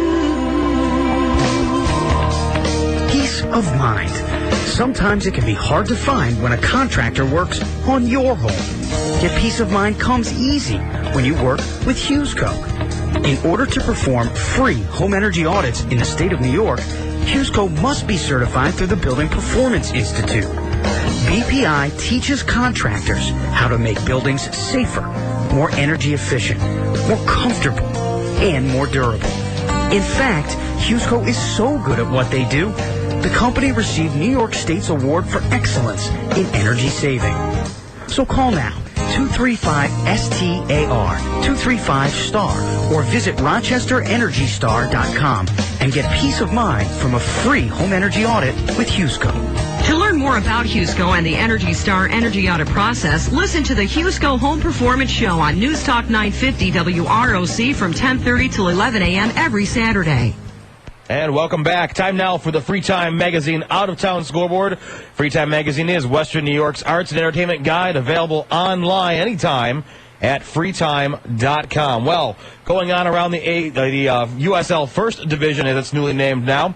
Earlier tonight, 5:30, Charleston Battery was at Atlanta. They had 4 yellow cards in that game, bunch of fouls, 25 fouls, but no goals in front of the 1,300 people that were there. 0-0 tie, Charleston and Atlanta.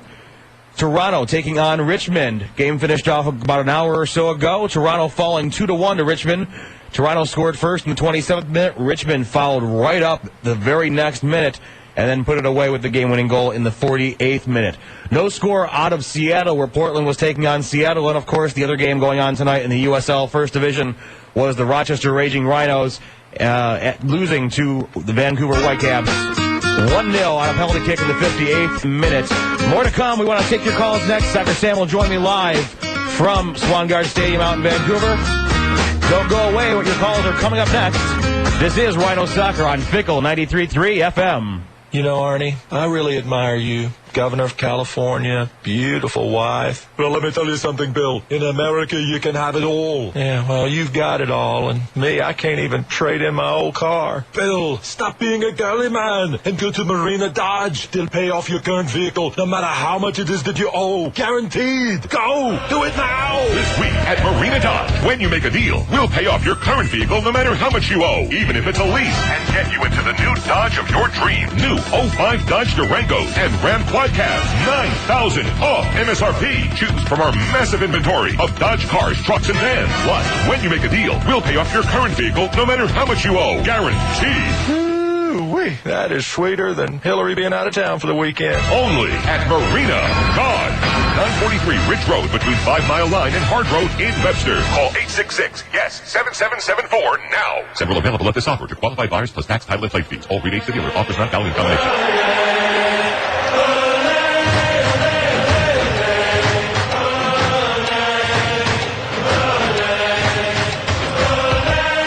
All right, welcome back to Rhino Soccer. Time now for the Nextel postgame call-in show sponsor. Nextel helps get things done. Call 800-NEXTEL-9 for power phones with walkie-talkie, GPS navigation, and speakerphone. Nextel. Done. It is the Nextel postgame call-in show. My name is Tom.com. Sitting here, Tucker Sam will be joining me momentarily. The new number here for us at Fickle 93.3 FM. 222-9393. You want to sound off about tonight's 1-0 loss to Vancouver? Let us know about it. We want to hear from you. We're also going to toss out a bunch of trivia questions, give away some tickets to next week's home opener Saturday night against the Puerto Rico Islanders. Soccer Sam, are you with me there today from Vancouver? Tom Craver, Tom.com. I'm here in Vancouver. I'll tell you guys, negative score, 1-0, but a lot of positives in this game. All right, let's start from the back. I thought Scotty Vale looked fantastic, made a couple crucial saves. The PK, I mean, he had to do it. He had to come out of his box, take the guy down. What are you going to do? It was a breakaway. A bad decision on one of the outside backs. Got to look at the tape to figure out who that was. But overall, I mean, Sean Secura's first half I thought looked fantastic. We all know what he went through. He looked great. Scotty Schweitzer just came back from indoor soccer. He looked fantastic, controlling the back. Scott Pelguda, a name to remember. This young kid, his first start as a rookie, looked fantastic. Looked like a seasoned veteran. But it's kind of like the same old thing. Our midfielders were having problems feeding our forwards, and most of the game was Doug Miller solo up top.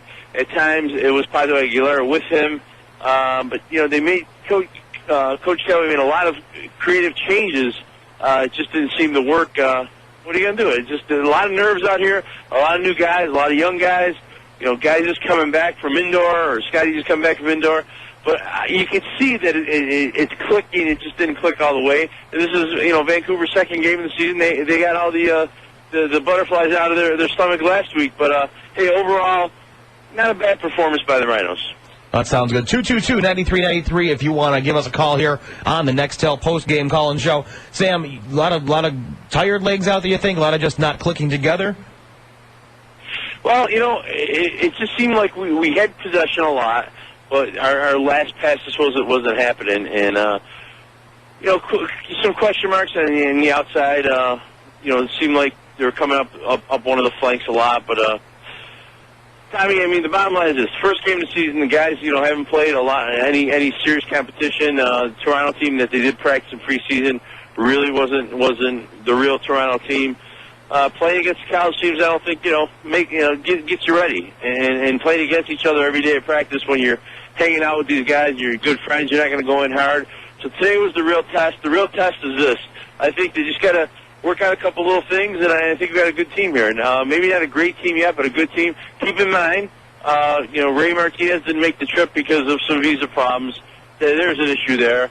Carball up top looked really good in preseason. Didn't make the trip because of visa problems.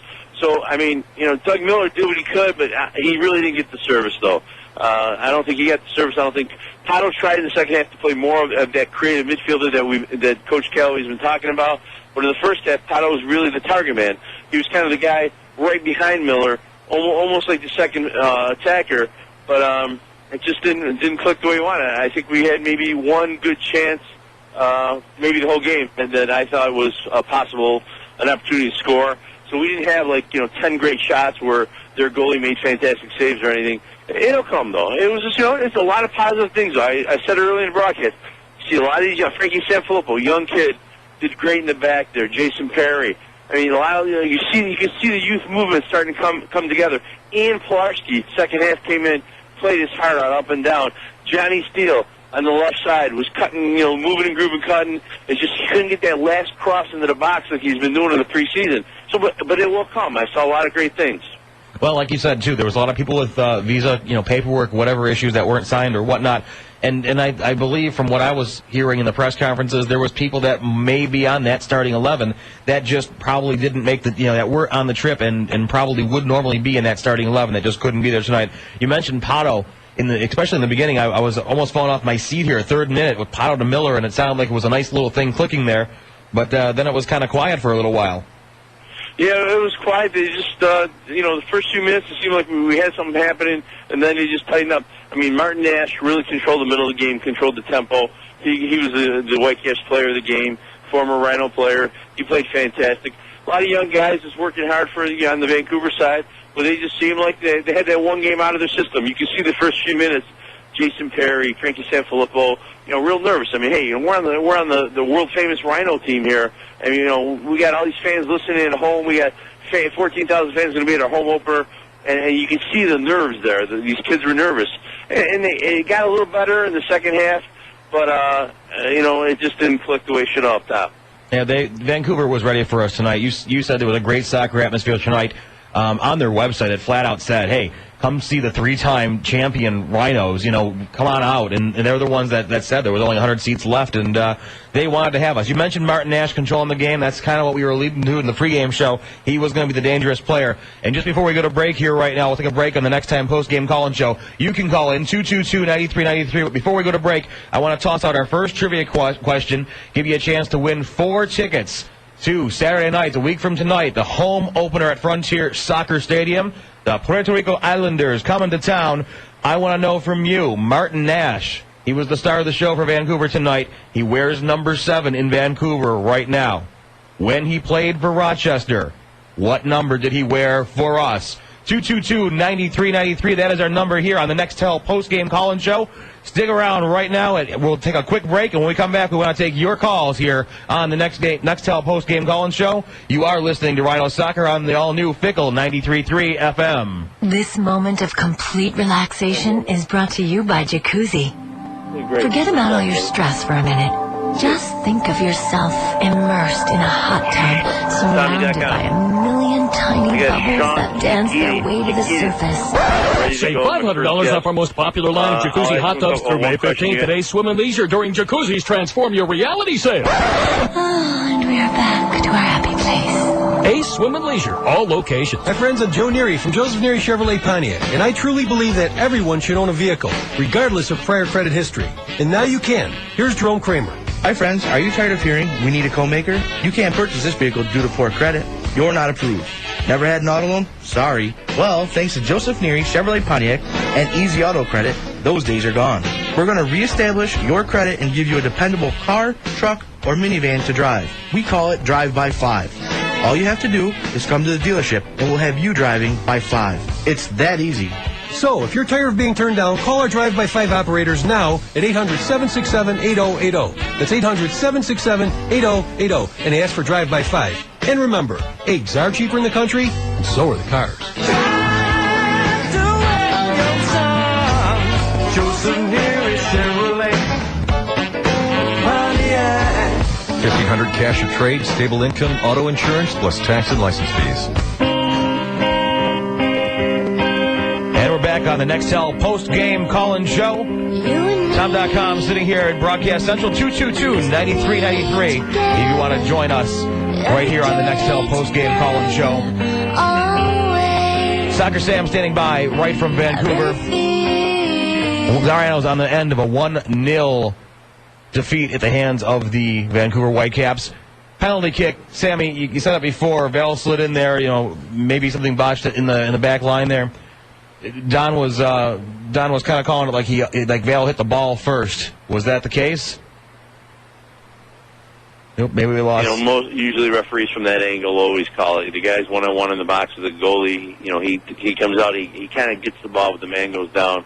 PK. I don't think it was. I think it probably was a PK. I wouldn't have disputed the call from where I was sitting, and it was probably the same type angle the referee had.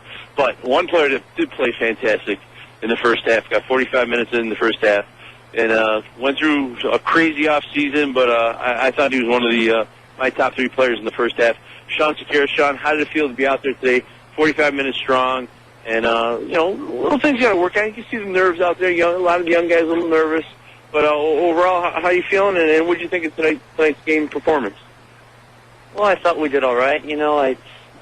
Always disappointed to not get 3 points or at least 1 on the road. But disappointing part. Sean, Tom.com, back in the studio here. Hey, Tom. How are you? All right. All right. What do you think things to work on? I mean, obviously, first game, we're getting our first game jitters out. Things are happening. What do you think is I know there was a miscue on one of the set pieces there where Pato got hit in the back.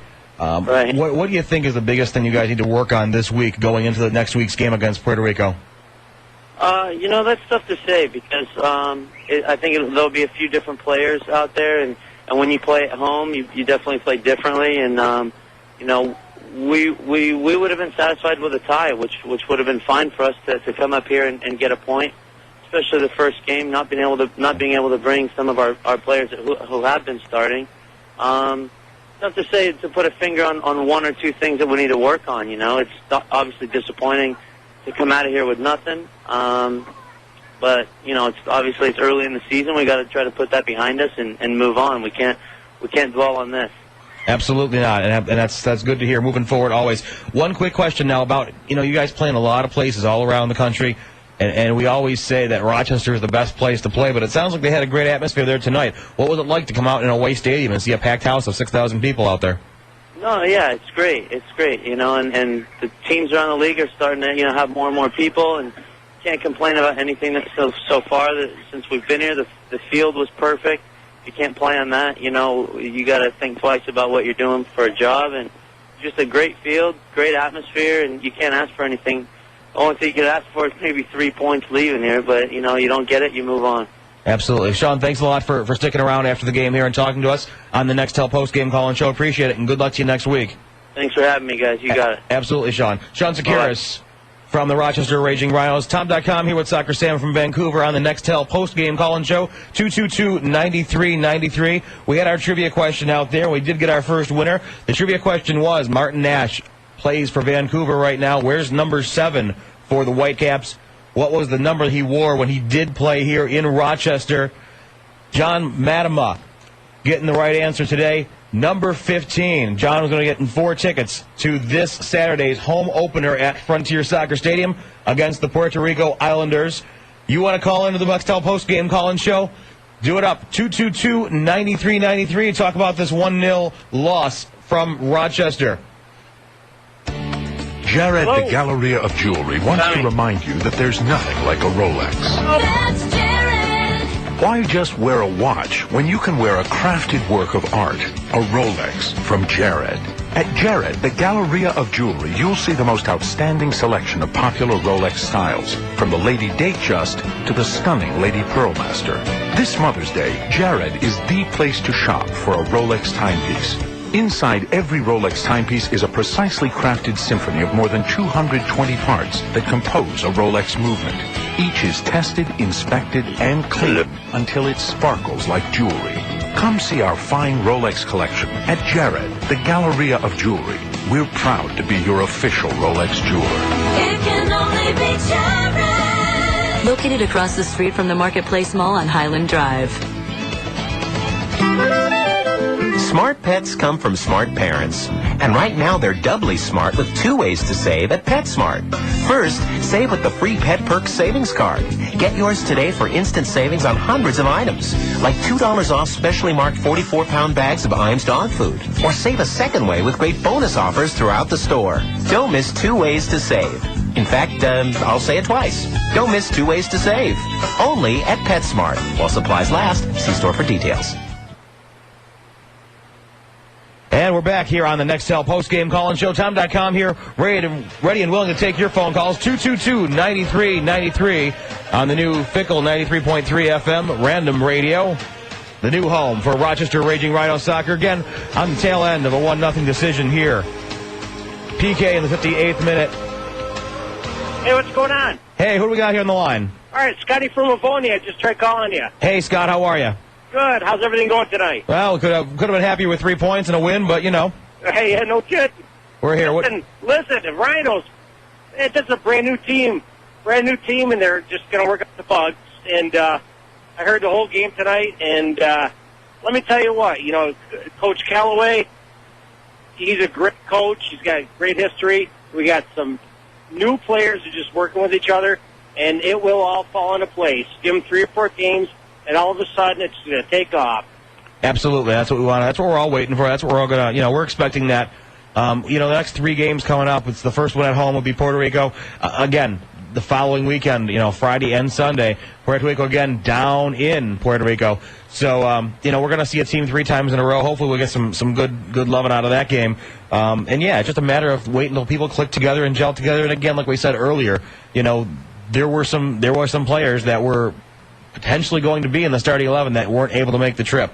Right, and it was well known before that. They knew because they didn't have their visas, and Vancouver sounded like they had a solid team. I believe they already had 1 game under their belt. I'm not too sure, but you watch the Rhinos take off right now. I guarantee it. Anything else today, Scotty? All right, Scotty. Thank you, buddy. Thanks for the call. Hey, is that Soccer Sam?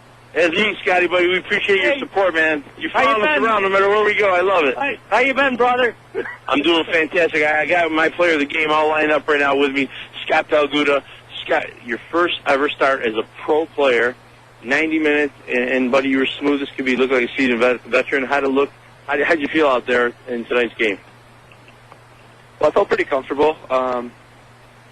It didn't take me too long to get settled in. Didn't really have much of a choice with the pace of the game. Really early, they were coming at us pretty hard. So, just after I got my first couple touches, I got pretty comfortable. But it was exciting to be able to start my first professional game. But I guess in the end, it was tremendously disappointing. Coming all the way up here, making this trip, and coming away with a 1-0 loss. Should have done better. Yeah, but people understand too there, Scott. Tom.com back here in the studio for the Next Hell post-game call-in show. You say it's disappointing. Where do you draw the finger? You don't want to point fingers per se, but where do you draw the line as to, again, what you personally feel that the team has to work on together, or is it a matter of just coming together and time gelling together? Yeah, I mean, obviously it's going to take some time before we're firing on all cylinders, but at the same time, with the caliber of players that we have on this team, I think we all expected to come in here and come away with nothing else other than 3 points. So, regardless, it was still a bit disappointing. But I mean, just in terms of the game itself, obviously you can't point fingers anywhere. They've probably only had maybe 3 good chances the whole game. The penalty maybe even been a bit of a gift. I don't think Scotty really brought them down. So it's unfortunate that we couldn't get an equalizer. We probably had our chances. Probably should have been able to equalize. So I think all the guys just got their heads down a little bit, but we'll get over it and look forward to next week against Puerto Rico. Absolutely. Now this is your first real test of the USL First Division coming up. Big step up in difference. I mean, the preseason is the preseason, but you still played some college teams. You still played, not as hard soccer as you normally would play. What was it like making the jump up for your first game here? Yeah, it was quite. The game had quite a different feel than all of our preseason games.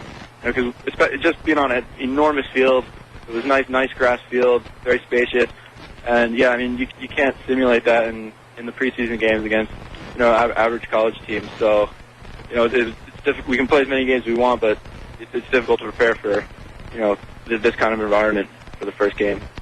Now, was it a big jump? You guys been practicing over at Total Sports there with the synthetic grass and the synthetic turf.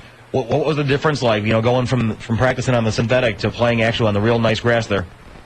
Well, yeah, it's just the game had a different feel, just because, not necessarily just because it was grass, but the size of the field. It was, this field was good 120 by 75, maybe even a little more. So, there was just a lot of space to run out there. I think fitness started to play a factor with a few guys in the second half. So, yeah, I mean, I wouldn't say it was a big jump, but the game definitely had quite a different feel than all the preseason games we played. Well, Scott Pelguda, thank you very much for joining us here on the Next Help post-game call-in show. Appreciate you taking the time. Why don't you run off to the showers or whatever you guys are going to be doing, and good luck to you. Better luck next week for you. All right, thanks a lot for having me. Thanks, Scott. 222-9393. You too can join us on the Next Help post-game call-in show. Rhinos here at the tail end of a 1-0 loss to the Vancouver Whitecaps. First game of the season for the Rhinos. Still trying to click on all the cylinders. Still want to take your calls, though. And I got Soccer Sam with me still from Vancouver. Potentially? No, maybe we lost Sam there for the moment. But, again, we still want to take your calls. 222-9393 on the new Fickle 93.3 FM, Random Radio, the new home of the Raging Rhinos soccer broadcast. Sam, you with us there now? I am with you, Tom. I'm sorry, buddy. Something's going wrong with my system here, but I am with Scotty Schweitzer. Scotty still got the burns on his knees from indoor soccer. Came here and played a whole 90 and looked, I thought, fantastic. Did his thing. And, Scotty, your thoughts of tonight's game? And I thought overall a lot of positive things happening. A couple little things, we got to work on, but overall I thought it was very positive. Your thoughts? Yeah, I think we had the better of the play.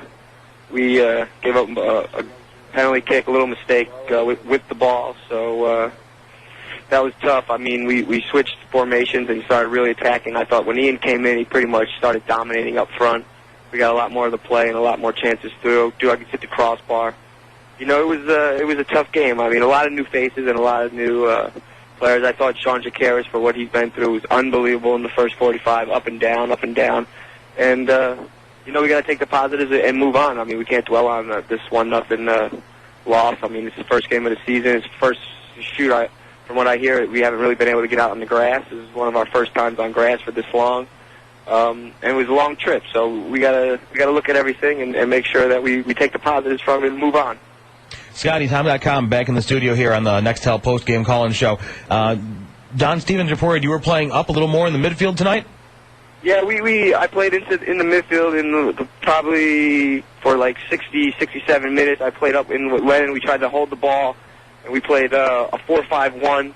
Me and Lennon went central with Sean on the left and Stoyan on the right, and Pato up in front of us. So I played in the midfield for the beginning, and then we went to when Jason came out, I moved to the back, and then when we went to the 3-5-2. I played in the center in the back. We kind of marked up, and I kind of swept. So we had a couple different formations all in one game. Changing on the fly to the 3-5-2. Now, we didn't really see that so much in the preseason. Was that a big adjustment for you guys? I think we're professional enough that we'll be able to handle that. I mean, you got to do what the game dictates, and the game was dictating that we needed to attack, and 1-0, 2-0, 3-0, it's a loss, so we needed to get a goal. So we were pushing people forward, and I mean, we changed the lineup as according to what the game was dictating.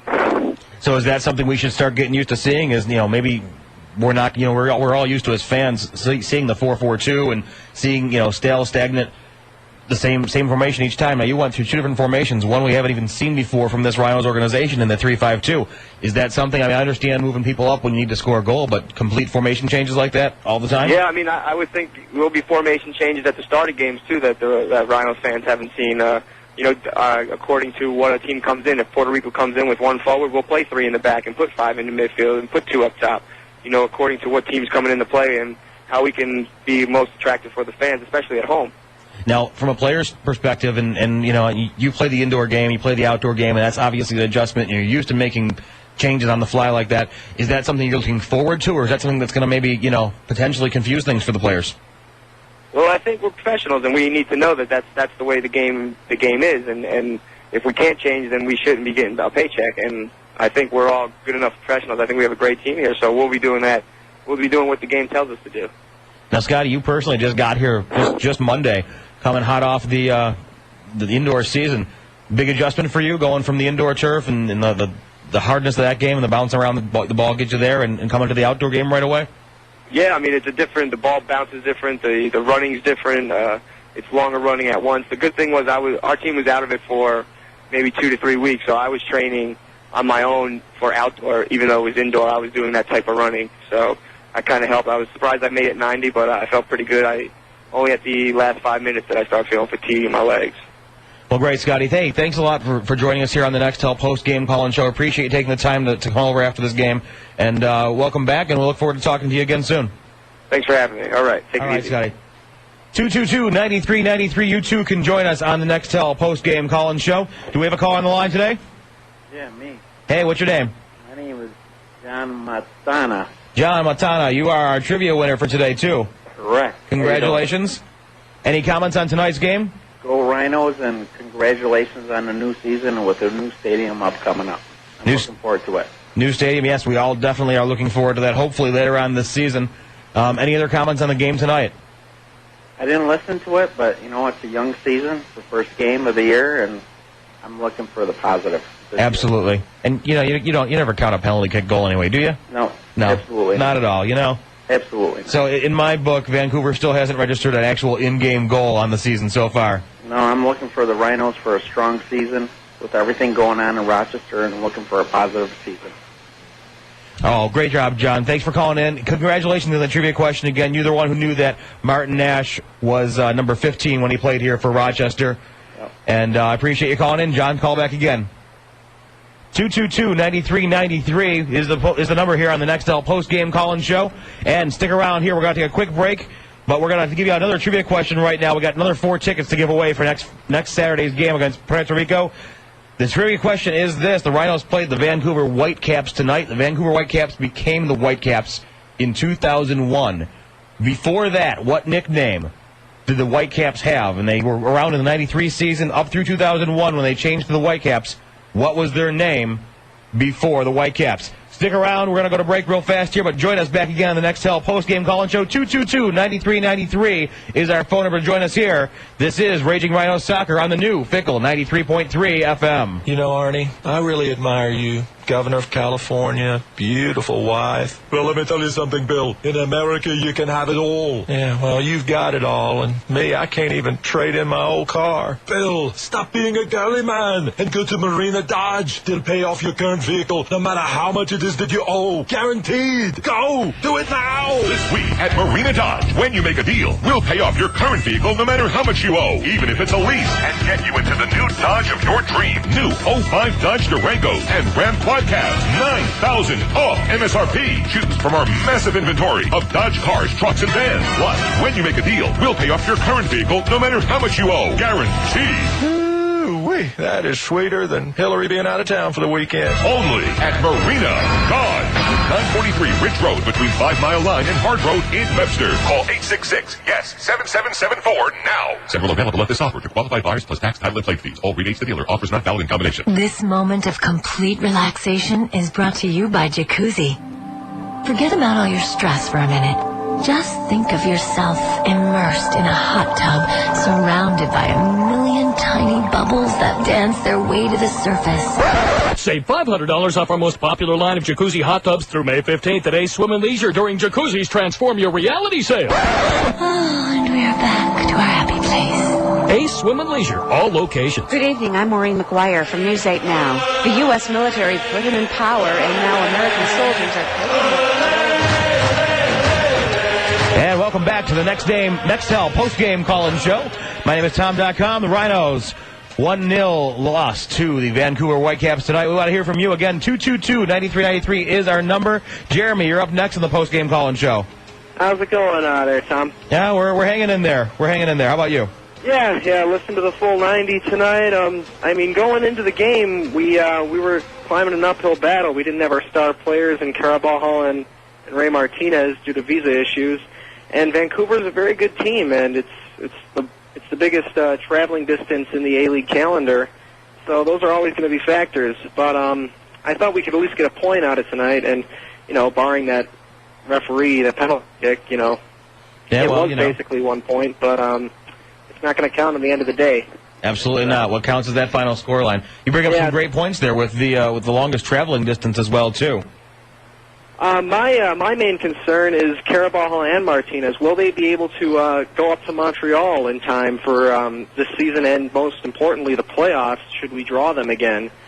What's the issue as far as the progress in getting the visas cleared? I haven't heard the total deal on that yet. I know Montreal we got on the 21st at home, and then again the 29th in Montreal. So we've still got another month to go before we can get up to Montreal. I do believe it's just a small paperwork problem. Some forms need to be signed and that kind of thing. I don't think that it's going to be a permanent issue. It's not going to be anything really, long drawn out. We're working on it. The Rhinos organization is working on it, and I'm sure that's going to be cleared up fairly soon. Well, that's the most heartening bit of news I've had all night. Yeah. They're obviously planning on Caraballo and Martinez both, especially Martinez up front. All the things that he's done, and Morrow as well. He was the leading scorer during the preseason. So of course, it's foolish not to have them ready, and that's not the goal right now. The goal is to make sure that the paperwork's done, everything's ready to go. You're dealing with the government. Come on, they take their time and they don't care about sports. No, I didn't say that. Of course they do. They just priorities and paperwork. Red tape. That's how it goes. Jeremy, you got a guess for the trivia question tonight? Yes, I do. The 86ers. The 86ers is absolutely correct. From 1993 to 2001, they were the Vancouver 86ers. So congratulations to Jeremy. Did we lose him there? You still there? Yes, still Okay, here. great. You will be able to pick up your tickets at the Rhinos box office later on. If you would do me a favor, give us a call back once we get off the air. We can't, in the system we have at the moment, we can't bring it back. We can't bring it back on hold to take your information. But we will, if you call back when we're off the air, we'll take care of you. All right, there, buddy. All right, sounds good. Thanks a lot, Jeremy, for calling. Appreciate you calling in Have tonight. a good night. You too. 222-9393. You too can join us on the Nextel post-game call-in show. And we're going to just keep taking callers here at this point. Do we have somebody else on the line? No, we don't? And no more calls in the queue there? Oh. We had a bunch of callers, so you want to call in. We definitely want to hear from you. 222-9393. Talk about this Vancouver win tonight. First game of the season over the Rochester Raging Rhinos. 1-0. Again, it was a penalty kick goal. Scott Vale coming out. He was left by himself and had to come out and make some kind of thing happen. And, whether it hit the ball first or didn't hit the ball first, It was called. It's a penalty kick, and it's the one and only goal that Vancouver has scored all season so far now. But, what can you do? So that's the case there. We're still looking forward to a really great season from everybody else, from the Rhinos organization, the Rhinos players. Again, missing some guys tonight. Things happen. Paperwork needs to get signed. Things, they have to click still. Some players just coming back from the indoor game or from wherever. But we're still looking forward to next season. It's Saturday night, May 7th. Puerto Rico Islanders coming to Frontier Soccer Stadium. If you haven't gotten your tickets yet, make sure you get to the Frontier Field box office. Call the Rhinos, 454-KICK. Get your tickets in because it's going to be a great season of soccer here in Rochester. And, of course, don't forget Paytech Park right around the corner from opening up. Things are looking great there. The green and the gold seats. We had Steve Donner and Chris Economides on at the halftime. Don Stevens talking to them about how much progress is being made in that stadium. And the lower bowl is actually almost completely closed off now. And this is just going to be one of those fabulous things that you don't want to miss it. You don't want to miss being a part of what's going on here. 222-9393 for the Nextel post-game call-in show. We'll take more of your calls next when we continue. This is Raging Rhinos Soccer on the all-new Fickle 93.3 FM. During the month of May, join Walgreens and the American Cancer Society in the fight against breast cancer. Buy a paper balloon for $1 at Walgreens. Your contribution helps fight breast cancer, and 100% of the proceeds will benefit the American Cancer Society. It's your chance to make a difference by supporting research, helping raise awareness, and providing needed support services. Buy a paper balloon to fight breast cancer at your nearby Walgreens. Hope blooms with you. As a small business owner, you turn multitasking into a fine art. Because for you, doing several things all at the same time is just another day at the office. So who better than you to appreciate how Sam's Club offers the option of doing two things at once? Buying items you need for your business, while at the same time buying items you need for your home. In addition to finding what you need for your business, you'll find name brand electronics, sporting goods, and fine jewelry, as well as many of the everyday essentials every home needs. When you shop at Sam's Club, you get the same everyday low costs on items for your home as you do on items for your business. And when you're really pressed for time, try using Click and Pull and Fax and Pull, convenient services to help you order ahead for fast pickup. Place your order at samsclub.com or by fax before 5 p.m. And at no extra charge, it's ready to pick up the next morning. You've got a lot going on. Count on us to help you get it done. Sam's Club. We are in business for small business. This is the best used car sale of the year at Vision Hyundai, 2525 West Henrietta Road in Brighton. How you doing? I'm back from the Breakfast Buzz, and this is the weekend. You need to come see me if you want the lowest price guarantee or $1,000. That's the way it works here at Vision Hyundai. Payments are clearly marked on every window, some as low as $99 a month, and they have the cleanest vehicles on the strip. And every car is Carfax certified, which means they have taken the guesswork out of buying a used car. You'll find an 01 Mustang convertible, $12,990, or an 03 Hyundai Sonata for only $15,995. Jeeps, Ford, Chevys, they've got all the makes and models right here at Vision Hyundai, so what are you waiting for? It's the biggest and best used car sale of the year. No reasonable offer will be refused. Stop down and see me, take a test drive. I'll get you fitted for a prize. T-shirts, CDs, tickets, we got them all. Vision Hyundai, the biggest used car sale event of the year, is going on now, 2525 West Henrietta Road in Brighton. I am back from the Breakfast Buzz at Vision Hyundai on 98.9 The Buzz. Welcome back to the Nextel postgame call-in show. Tom.com sitting here on the all-new Fickle 93.3 FM, the new home of the Rochester Raging Rhinos. This is your show, 222-9393. You two can call in. Standing by with me here from Vancouver is the one and only Soccer Sam. Sammy, again, 1-0 here on the PK. Yeah, well, 1-0, and with Coach Laurie Callaway and his thoughts of tonight's game. Coach, different lineup, a lot of young guys. But overall, I thought we dominated play other than a questionable PK. Your thoughts of tonight's game, sir? Tom? I'm here.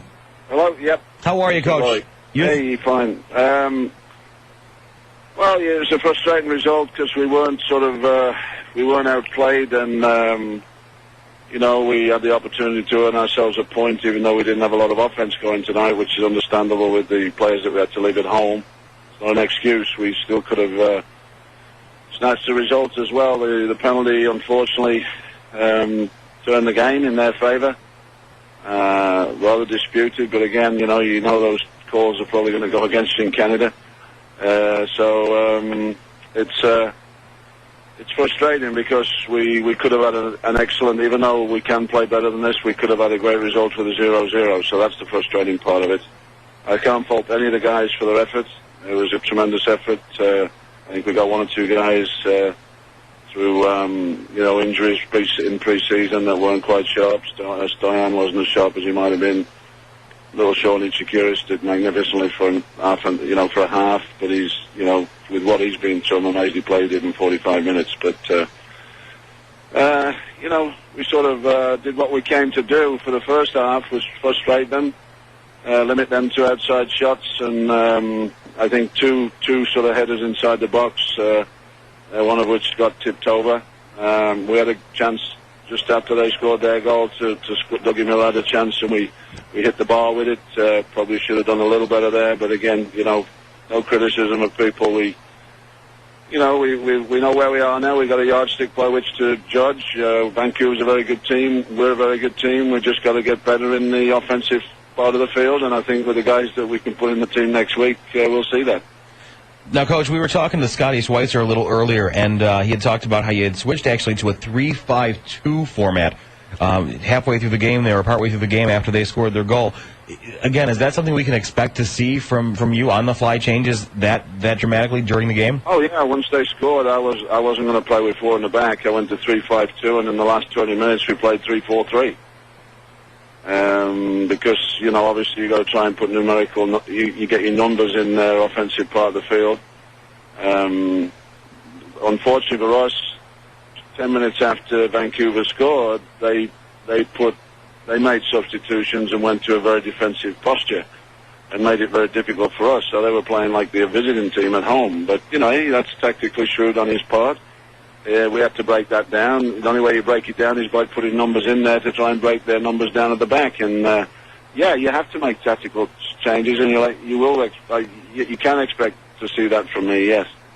Absolutely fabulous. Love the changes. And Bob Lilly's a great coach too. I mean, he knows the deal. He knows what it takes to win. He's been right on the doorstep numerous times, and you can expect a change like that from somebody like Bob Lilly. Bob was doing his substitution game at the end. With the 2 minutes to go, he's making substitutions just to tick the clock off. And he's a wily old devil, and you're going to expect that. If you don't come in here knowing that, then you're naive. And but with Bob, he's a good coach. He's got a good team. His team closes people down all over the park, and you got to move the ball a little quicker than we did today to overcome that, and have that little better quality in the final third. We had opportunities with some pressure in the first half, throw-ins on the left from Jason Perry. We had a couple of off chances from those.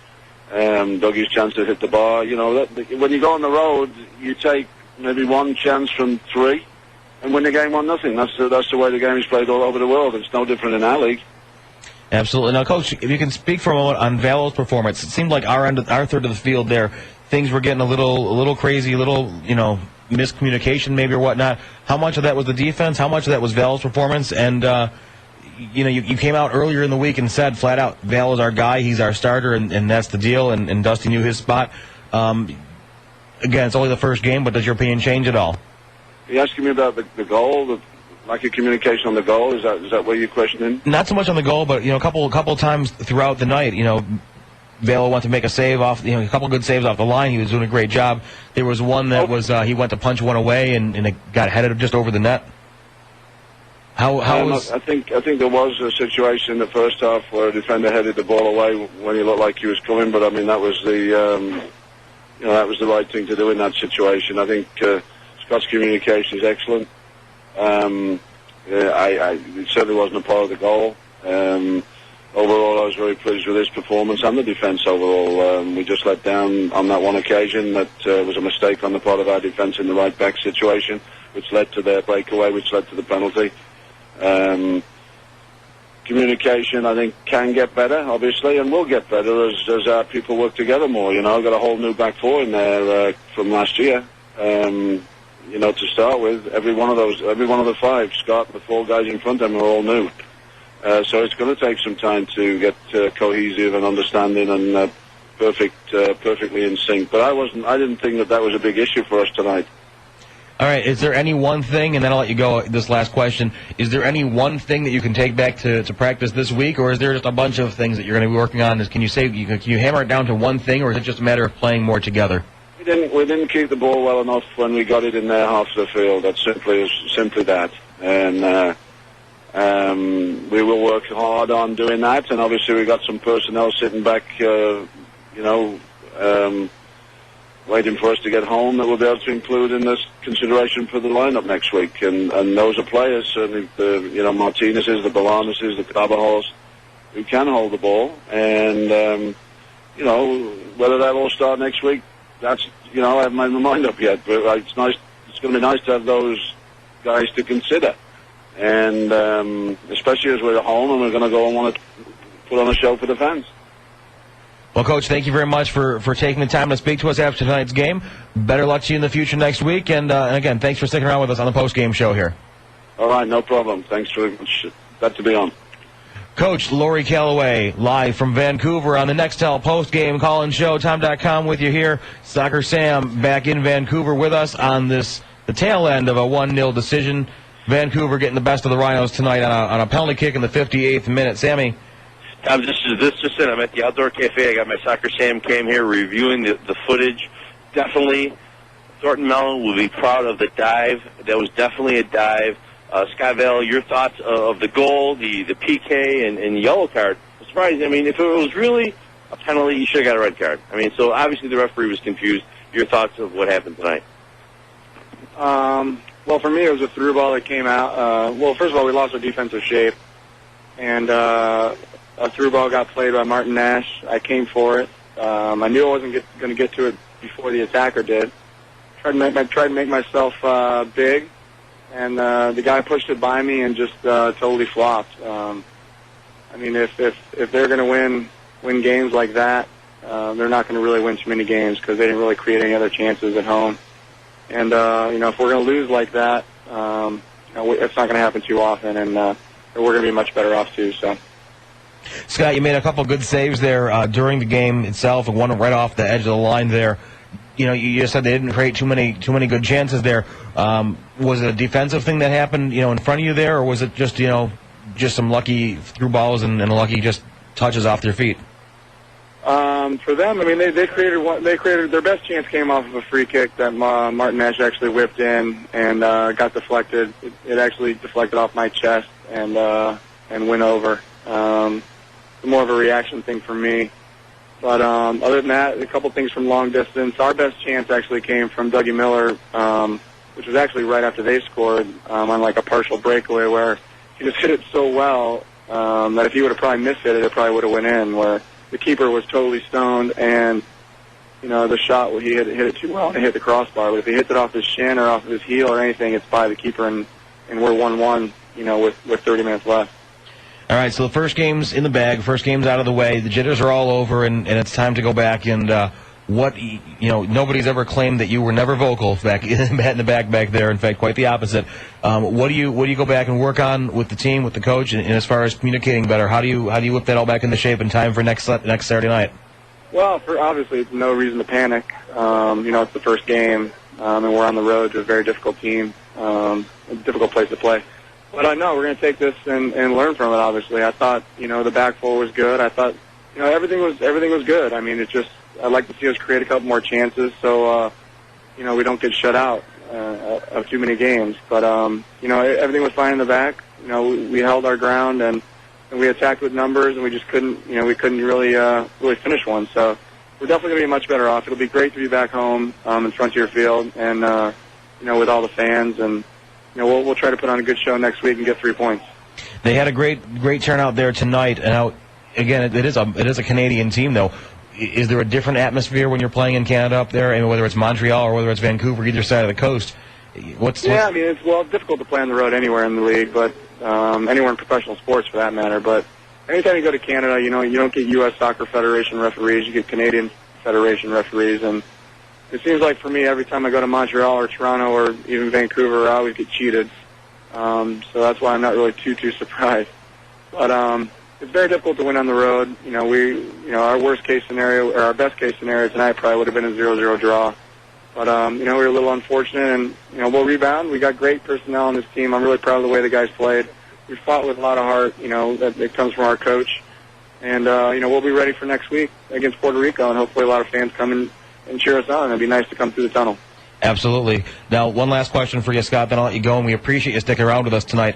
No problem. First game back in the USL First Division, first game back for the Rhinos. Big jump coming from the MLS? No, for me, I felt totally comfortable and confident. It's a little frustrating at times when, passes are a little bit, go a little bit stray, and shots are a little bit less accurate. But, I understand that, this isn't MLS, and things aren't going to be as accurate and as pinpoint. But the players on this club could, quite a few of them could play in the league, and it's really not that much of a difference, to be honest. But we got good players on this team, and we're going to try to, like I said, rebound and get 3 points next week. Well, Scott, we appreciate you sticking around after the game, and good luck to you next week. We can't wait to see you come out of the tunnel, and I know all the fans will be cheering for you and screaming their heads off. All right, guys, we'll see you next week. Thanks a lot, Scott. Cheers. Scott Valakeeple for the Rochester Raging Rhinos on the Nextel post-game call-in show. We're going to throw one more trivia question out there, take a break real fast. And, again, 4 tickets on the line for next week's home opener at Frontier Soccer Stadium against the Puerto Rico Islanders. Again, 7:35 start. We'll be on the air at 7 o'clock. Scott Valo wears number 24 for the Rhinos. Who else in Rhinos history? There's been 2 other players. One of them who plays for the Rhinos again now. Who else has worn number 24 for the Rhinos in the past? That's the question. 222-9393. Get your answer in on the Nextel post-game call-in show. Again, we'll be right back. This is Rhinos Soccer on the all-new Fickle 93.3 FM. Can a moderate leadership emerge in a Palestinian society in which children are recruited to be suicide bombers? Can Ariel Sharon pull the settlers out of Gaza without bringing down his government? There's no better way to stay in touch than by reading The Forward, the nation's Jewish newspaper. Try 4 weeks free. You'll be billed $24.95 for another 26 issues. Not satisfied? Write cancel on the bill and keep the 4 issues. Call now for The Forward. 800-892-3200. That's 800-892-3200. Frontier Pages works for you. Frontier Pages works for me. Find it first, find it fast. Everything you need. Frontier Pages. Does doing more business work for you? Then get into the Frontier Pages, the first place customers look when they're ready to buy. Put the power of the pages to work and deliver your message to every home and business in our community. In the Frontier Pages. I'm Kitty Van Bortle. Most car buyers look to the Yellow Pages for choices, and the Frontier Pages is my choice for Yellow Page advertising in Rochester. It always works for me. In print and online, it's Rochester's only official Yellow Pages. Place your ad today by calling the Berry Company at 272-2900 or visit frontierpages.com. I'll say goodbye for Vancouver, and you finish off with the calls and all that. You need Frontier Pages. Frontier Pages works for me. This is Random Radio, Fickle 93.3 FM. You don't have an agent, do you? All right, we're back on the Nextel post-game call-in show. 222-9393. Our trivia questions out there waiting for you to call. Scott Valo wore 24. Who else has worn 24 in the past? And right now we're going to go to Soccer Sam. He's got a special guest all the way out there in Vancouver. Sammy, who do you got on the line there with you? Tommy, I was going to close down the outdoor cafe, but I promised earlier in the show that I was going to have Sean Securis' mom on, Connie. She's here. Connie, you fly around the world. Last week, Sean had a pimple on his leg. You show up at the hospital. And now you show up, you show up for his first game back after a pretty crazy off season. Your thoughts when you saw him playing out there? Just your thoughts. My thoughts. I was so really emotional and so thankful. I could not believe that after all that he has gone through, that I'm watching him play. And it's so exciting. It is really. I'm so thankful. That's all I was going to say. He is pretty amazing. Connie, you're an amazing mom, and thanks for being here. And God never sleeps, so thank you so much. Tom.com, I'm out here. All the fans out there in Rochester, see you May 7th, the Rhino home opener. I can't wait. Bye-bye for now. Sammy, thanks a lot so much.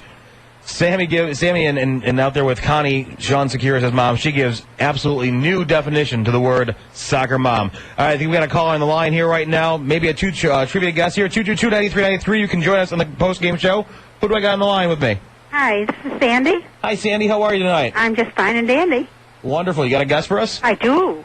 What do you got? Ian Fuller.